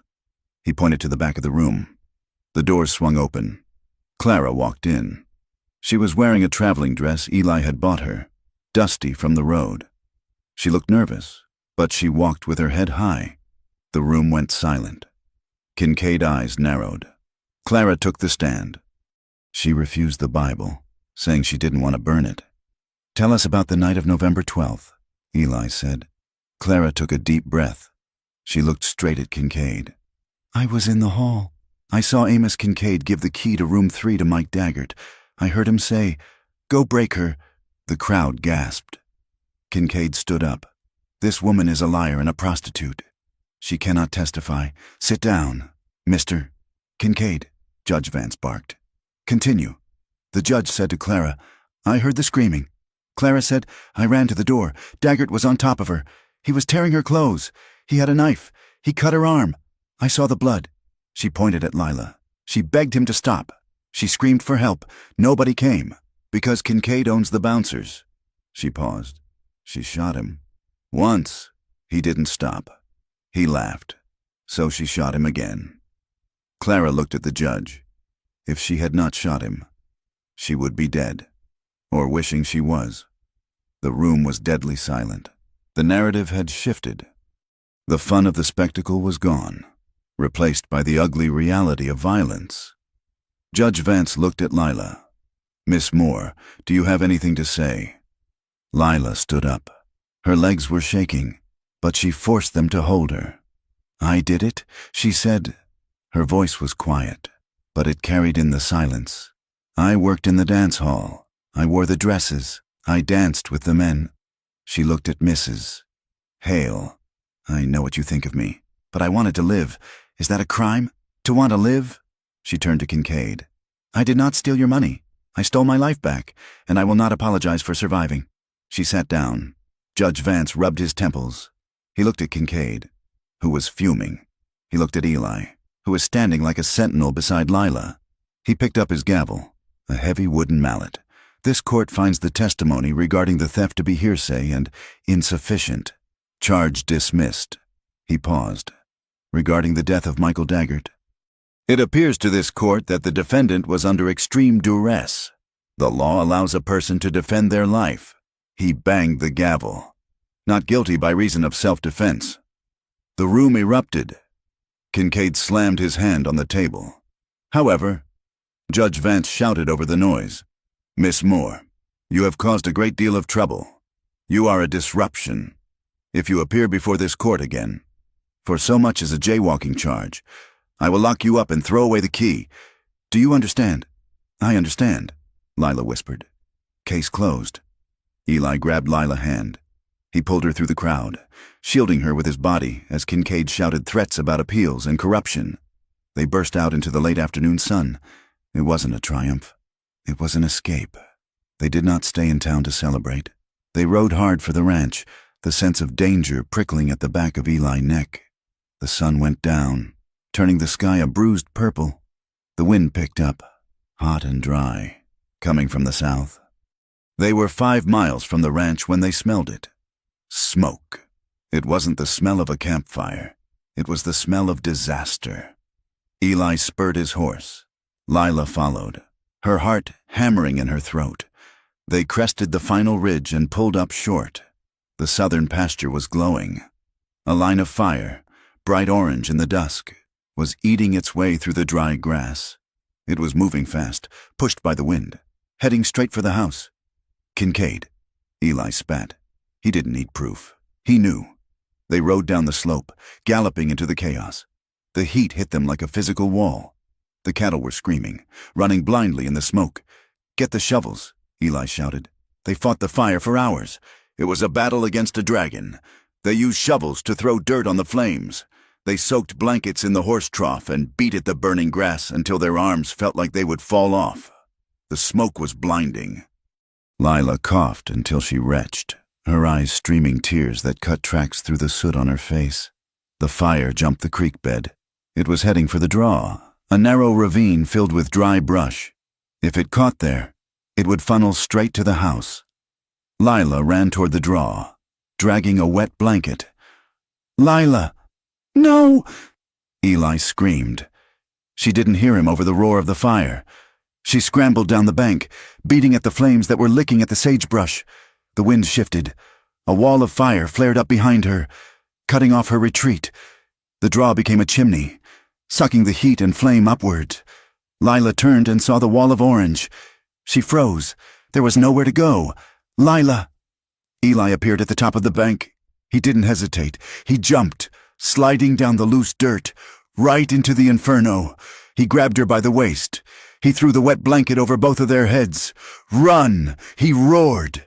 He drove her up the opposite bank, half carrying, half shoving her. The heat was unbearable. Lila felt the hair on her arms singe. They clawed their way up the steep slope, boots slipping on the hot earth.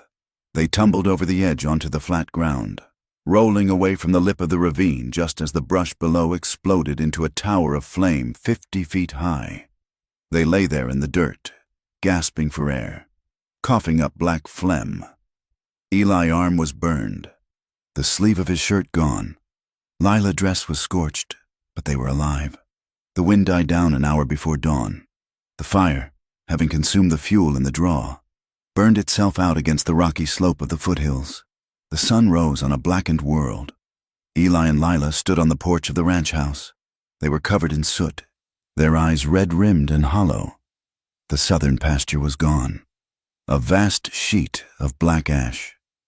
The small outbuilding where Eli kept his tools was a pile of smoldering embers. A good portion of the herd was missing, either dead or scattered to the four winds. But the house stood. The barn stood. Eli put his arm around Lila's shoulders. He winced as the movement pulled at his burned skin. "He won," Lila whispered, looking at the devastation. "He destroyed us." Eli looked at the charred fence posts that looked like broken teeth. He looked at the smoke drifting lazily into the morning sky. "No," he said, his voice raspy with smoke. He took the grass. He took the shed. He turned Lila to face him. He touched her face with a soot-stained hand. "We are still standing. Lila, we are still here." Lila looked at him. She saw the exhaustion in his face, but she also saw the iron. The fire hadn't broken him. It had tempered him. She leaned her head against his chest. She listened to his heart beating, strong and steady beneath the ruined shirt. "We are still here," she repeated. They stood together in the ashy dawn, watching the light creep across the blackened land, ready to begin the work of rebuilding. The worst had happened. The fire had come, and they had survived it. The sun rose on a world that had been stripped of its skin. The lush green of the southern pasture, which had only days ago rippled like a living sea under the wind, was gone. In its place stretched a vast, silent scar of blackened earth.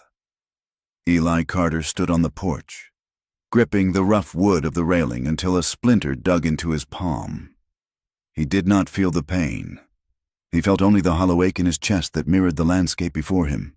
The air was still heavy with the smell of disaster, acrid smoke, scorched earth, and the sickening scent of burnt hair. Above, in the pale, smoke-veiled sky, 3 buzzards circled. They moved in slow, lazy spirals, patient and knowing. They were the only things moving. The cattle were gone, scattered into the badlands or dead in the ravines. The fence posts he had set with his own hands were now just charred stumps, jutting up like broken teeth in a skull. It looked like the end of the world, or at least the end of his world. He heard the door open behind him and the soft scuff of boots. Lila stepped out. She was wearing a dress that was stained with soot and sweat, her face scrubbed raw but still showing the shadow of the smoke. She stood beside him, not touching him, just sharing the view of the ruin. "We lost the hay," Eli said, his voice sounding like dry leaves rasping together. "We lost the south fence, and I reckon we lost half the herd." Lila did not speak immediately. She looked at the blackened ground. "But the house is here," she said quietly. "And the barn." Eli laughed, a short, bitter sound.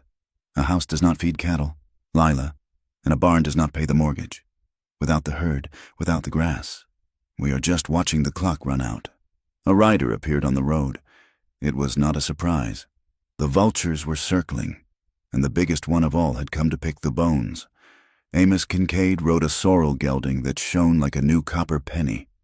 He was flanked by 2 of his men, but he rode ahead, confident in his power.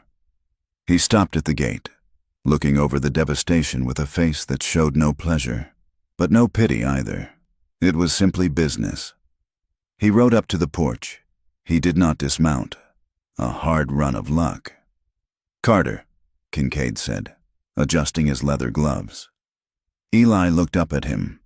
His eyes were red-rimmed and dangerous. "Luck had nothing to do with it." "Amos." Kincaid ignored the accusation. He looked at the charred earth. "The bank is going to call your note. Eli, you know that. With no stock to sell in the fall, you cannot make the payment. You are finished." "Get to the point," Eli said. Kincaid leaned forward, resting his hands on the saddle horn. "I am a reasonable man. I will make you an offer. I will buy the deed. 10 cents on the acre. It is enough to clear your debt and buy a ticket out of here. You can start fresh. California, maybe, or Oregon. Somewhere the luck is better." Eli's jaw tightened. "And the woman?" Kincaid's eyes flicked to Lila. He smiled, a thin, cold expression that didn't reach his eyes. "I have a need for domestic help at the big house. Scrubbing floors, laundry, hard work, but it pays a wage if she is willing to learn her place. I will take her on." Lila went rigid. The insult was precise and calculated. He was offering to turn Eli into a drifter and Lila into a servant in the house of the man who had tried to ruin her. Eli stepped off the porch. He walked until he was standing by Kincaid's stirrup. He looked up, and for a moment, Kincaid's hand twitched toward his gun. "Get off my land," Eli said. Kincaid shook his head. "You are letting pride dig your grave." "Carter, I said get off my land, while I still have it." Kincaid straightened. He pulled his horse head around. "You have got a week. Carter, when the bank comes calling, remember I offered you a way out." He rode away, the dust from his horse hooves settling on the fresh burns. That night, the silence in the house was suffocating.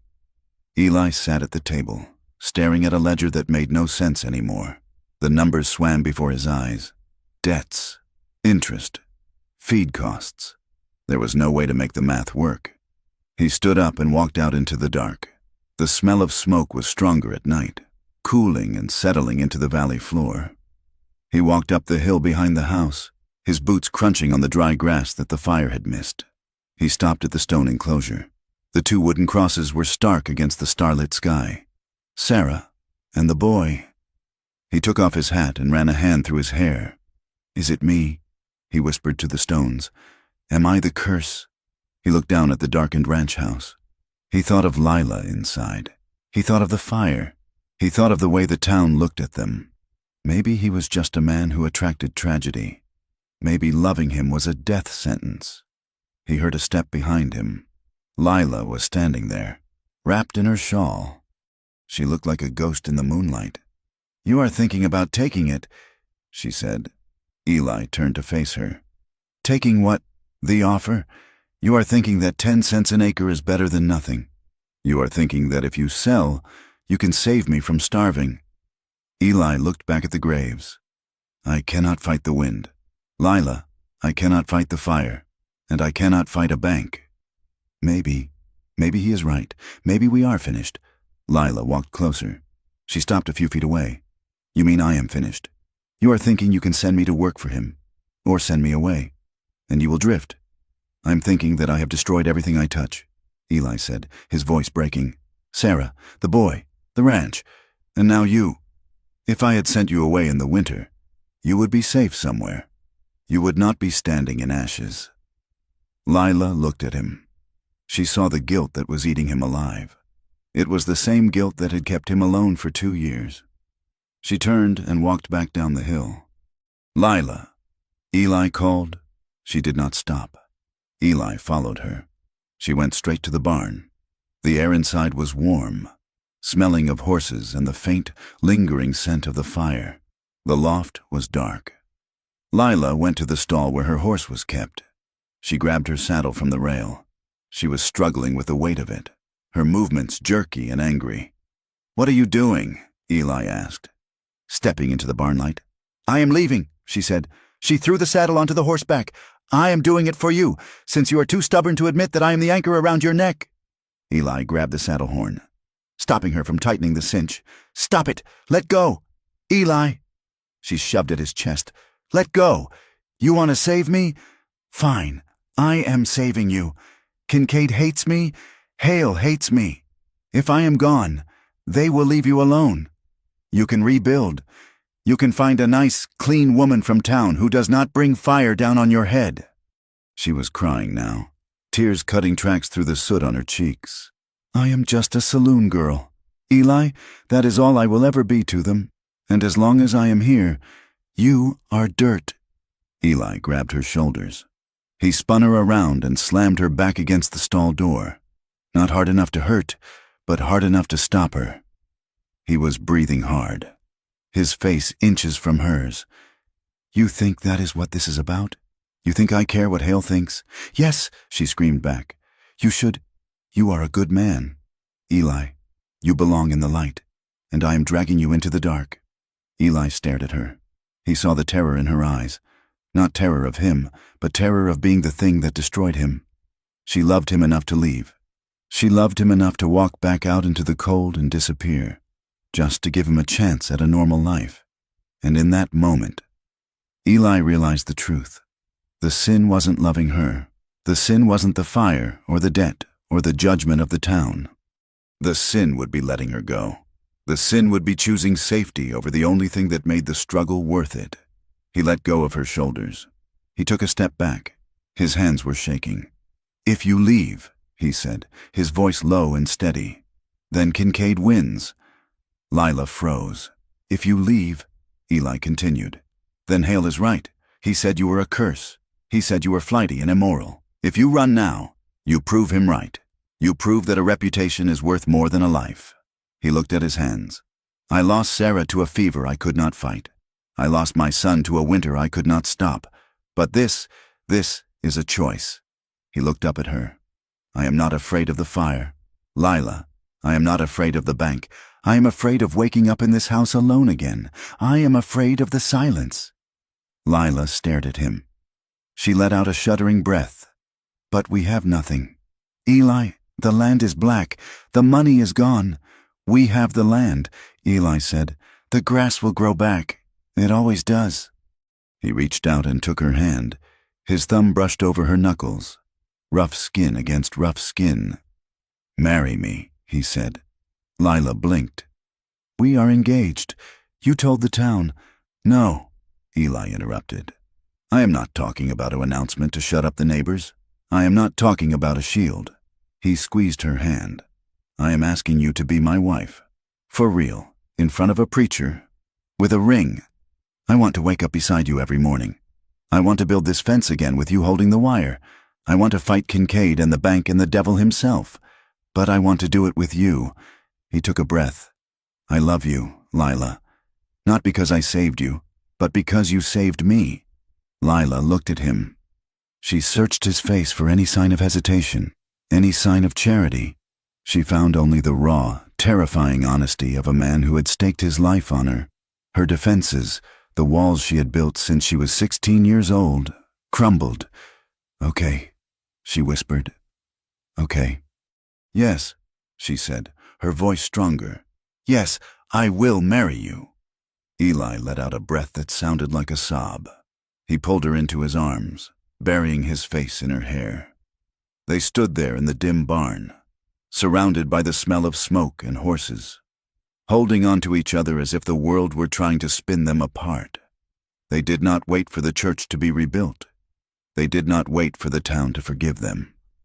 3 days later, a circuit-riding preacher named Thomas, a man with dust on his coat and a Bible that had seen more rain than sun, rode through the valley. Eli flagged him down.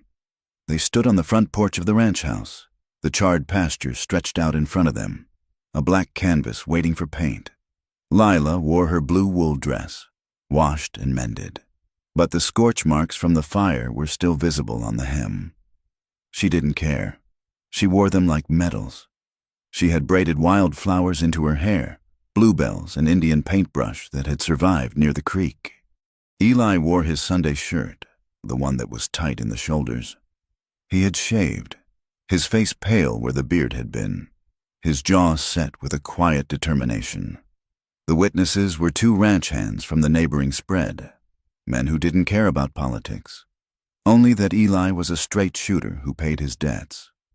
The ceremony was short. Reverend Thomas spoke of fire and renewal, reading from Isaiah about beauty for ashes. "Do you, Eli Carter, take this woman?" "I do," Eli said, and he looked at her, really looked at her, with a gaze that stripped away the past and left only the future. "Do you?" "Lila Moore." "I do," Lila said. Her voice did not tremble. There were no rings. Eli didn't have the money.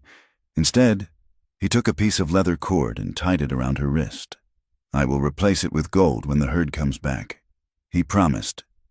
Lila looked at the leather. It was strong. It was real.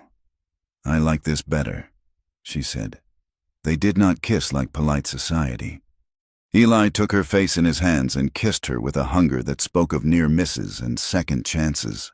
The ranch hands cheered, tossing their hats in the air. And then, the work began. The honeymoon was sweat and wire. They worked from dawn until the moon was high. They rebuilt the fence, post by post. Eli traded his best saddle for 3 coils of barbed wire. Lila planted a massive garden, intending to sell vegetables to the miners in the hills to bring in cash.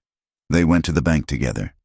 The banker, a man who feared Kincaid but respected grit, looked at Eli and Lila sitting across from his desk. He looked at their burned hands and their steady eyes. "I cannot give you a new loan," the banker said, "but I will extend the term on the mortgage. 1 year. If you can make a payment by next fall, I will hold the paper." It was a lifeline, thin, fraying, but a lifeline. The town was slower to thaw than the ground. When they rode in for supplies, people still crossed the street. "Mrs. Hale still turned her nose up, but the open hostility was gone. It had been replaced by a grudging curiosity. They had survived the fire. They had stood up to Kincaid. In the West, survival was the only currency that truly mattered. One afternoon, Silas, the storekeeper, slid a bag of peppermint sticks across the counter to Lila for the ride home. He muttered, not making eye contact. Lila paused. "Thank you." "Silas?" It was a small crack in the dam. The real change happened in the quiet moments. It happened when a neighbor, whose cow was sick, rode over to ask Lila for her poultice recipe. It happened when the blacksmith tipped his hat to Eli and asked about the grass. They were not accepted. Exactly. But they were seen. They were no longer the scandal. They were just the Carters, the crazy fools who lived on the burnt ridge and refused to die. Summer deepened. The black earth began to heal. Green shoots pushed up through the ash, fed by the summer thunderstorms. The land was resilient. It did not hold a grudge. On a night in late July, the heat broke. The air was cool and sweet, smelling of sage and damp earth. Eli and Lila took a blanket out to the pasture, past the new fence line. They lay on their backs, watching the Milky Way sprawl across the sky like spilled sugar. The crickets were singing, a deafening, rhythmic pulse. Lila turned on her side, watching Eli profile against the stars. "You are quiet tonight," she said. Eli reached out and found her hand. "I was just thinking." "About what? About the winter? About the storm?" Lila smiled. "I thought you were going to throw me out that first morning." I thought about it, Eli admitted. I was terrified. Of me, of feeling something again. Lila moved closer. She rested her head on his shoulder. She took his hand, the hand that had built fences, dug graves, and pulled her from the fire. She guided it to her waist. She moved his hand up, tracing the scars on her ribs, the old marks of a hard life. Then she moved it to the softer places, the places she had once guarded with a pitchfork and a plea. "Don't stop," she whispered. Eli turned to her. He loomed over her, blocking out the stars. "I have got you," he said. "I know." Their lovemaking was not frantic. It was slow. It was a conversation without words. It was Eli thumb tracing the line of her jaw. It was Lila hands mapping the muscles of his back. It was the reclaiming of bodies that had been used, bruised, and judged by the world, now given freely to each other. There was no shame in the dark. There was only the heat of their skin and the cool wind moving the grass. When they lay still afterward, tangled together, Eli kissed her forehead. "We made it," he whispered. Lila looked at the stars. She thought of the dance hall. She thought of the jail cell. She thought of the fire. "Yes," she said, "we made it." The story ends not with a grand victory, but with a quiet morning. October arrived, bringing the gold to the cottonwoods. The grass on the burnt slope was knee-high now, hiding the scars of the fire. Eli and Lila rode the ridge at sunrise. They were checking the herd, smaller now, but healthy. The calves were fat, ready for market. They would make the payment. Just barely, but they would make it. They stopped at the top of the hill. The air was crisp, hinting at the winter to come. Below them, the ranch house stood sturdy and gray, smoke curling from the chimney. To the east, the sun was breaking over the horizon, painting the Badlands in violet and rose. Eli looked at the stone enclosure nearby. Wildflowers, fireweed, and goldenrod had grown up around the wooden crosses. The graves didn't look lonely anymore. They looked like part of the land. He looked at Lila. She sat easily in her saddle, her face turned toward the sun. She looked strong. She looked like she belonged here, not as a guest, but as a part of the root system. She caught him watching her. She smiled. "What is it?" she asked. Eli looked out at the vast, empty prairie. He heard the wind singing through the wire. It used to sound like a threat. Now, it sounded like a promise. "I was just thinking," he said. "About what? About how much I like the view." Lila laughed. She spurred her horse, galloping ahead along the ridgeline. Her laughter carried back to him on the wind. Eli watched her go for a second, his heart full. Then he spurred his own horse, chasing after her, two figures against the endless sky, riding toward a future they had fought for, bled for, and earned. The West was hard. It was unforgiving, but it was theirs. Thank you for listening to Don't Move Your Hand There. Don't take advantage. Yet, the rancher still did the unthinkable. I hope you enjoyed the journey of Eli and Lila as much as I enjoyed writing it. This story is a testament to the idea that love is not just a feeling, but a choice we make to stand beside someone when the world is burning. I would love to hear from you. Please leave a comment below telling me where you are listening from. I am always amazed to see how far these stories travel. If you want to hear more tales of the American frontier, stories of grit, survival, and romance under the western sky, please make sure to subscribe to From Wild West. Share your thoughts in English in the comments. Did Eli do the right thing? Would you have stayed? Let me know. Until next time, keep your fences tight and your powder dry.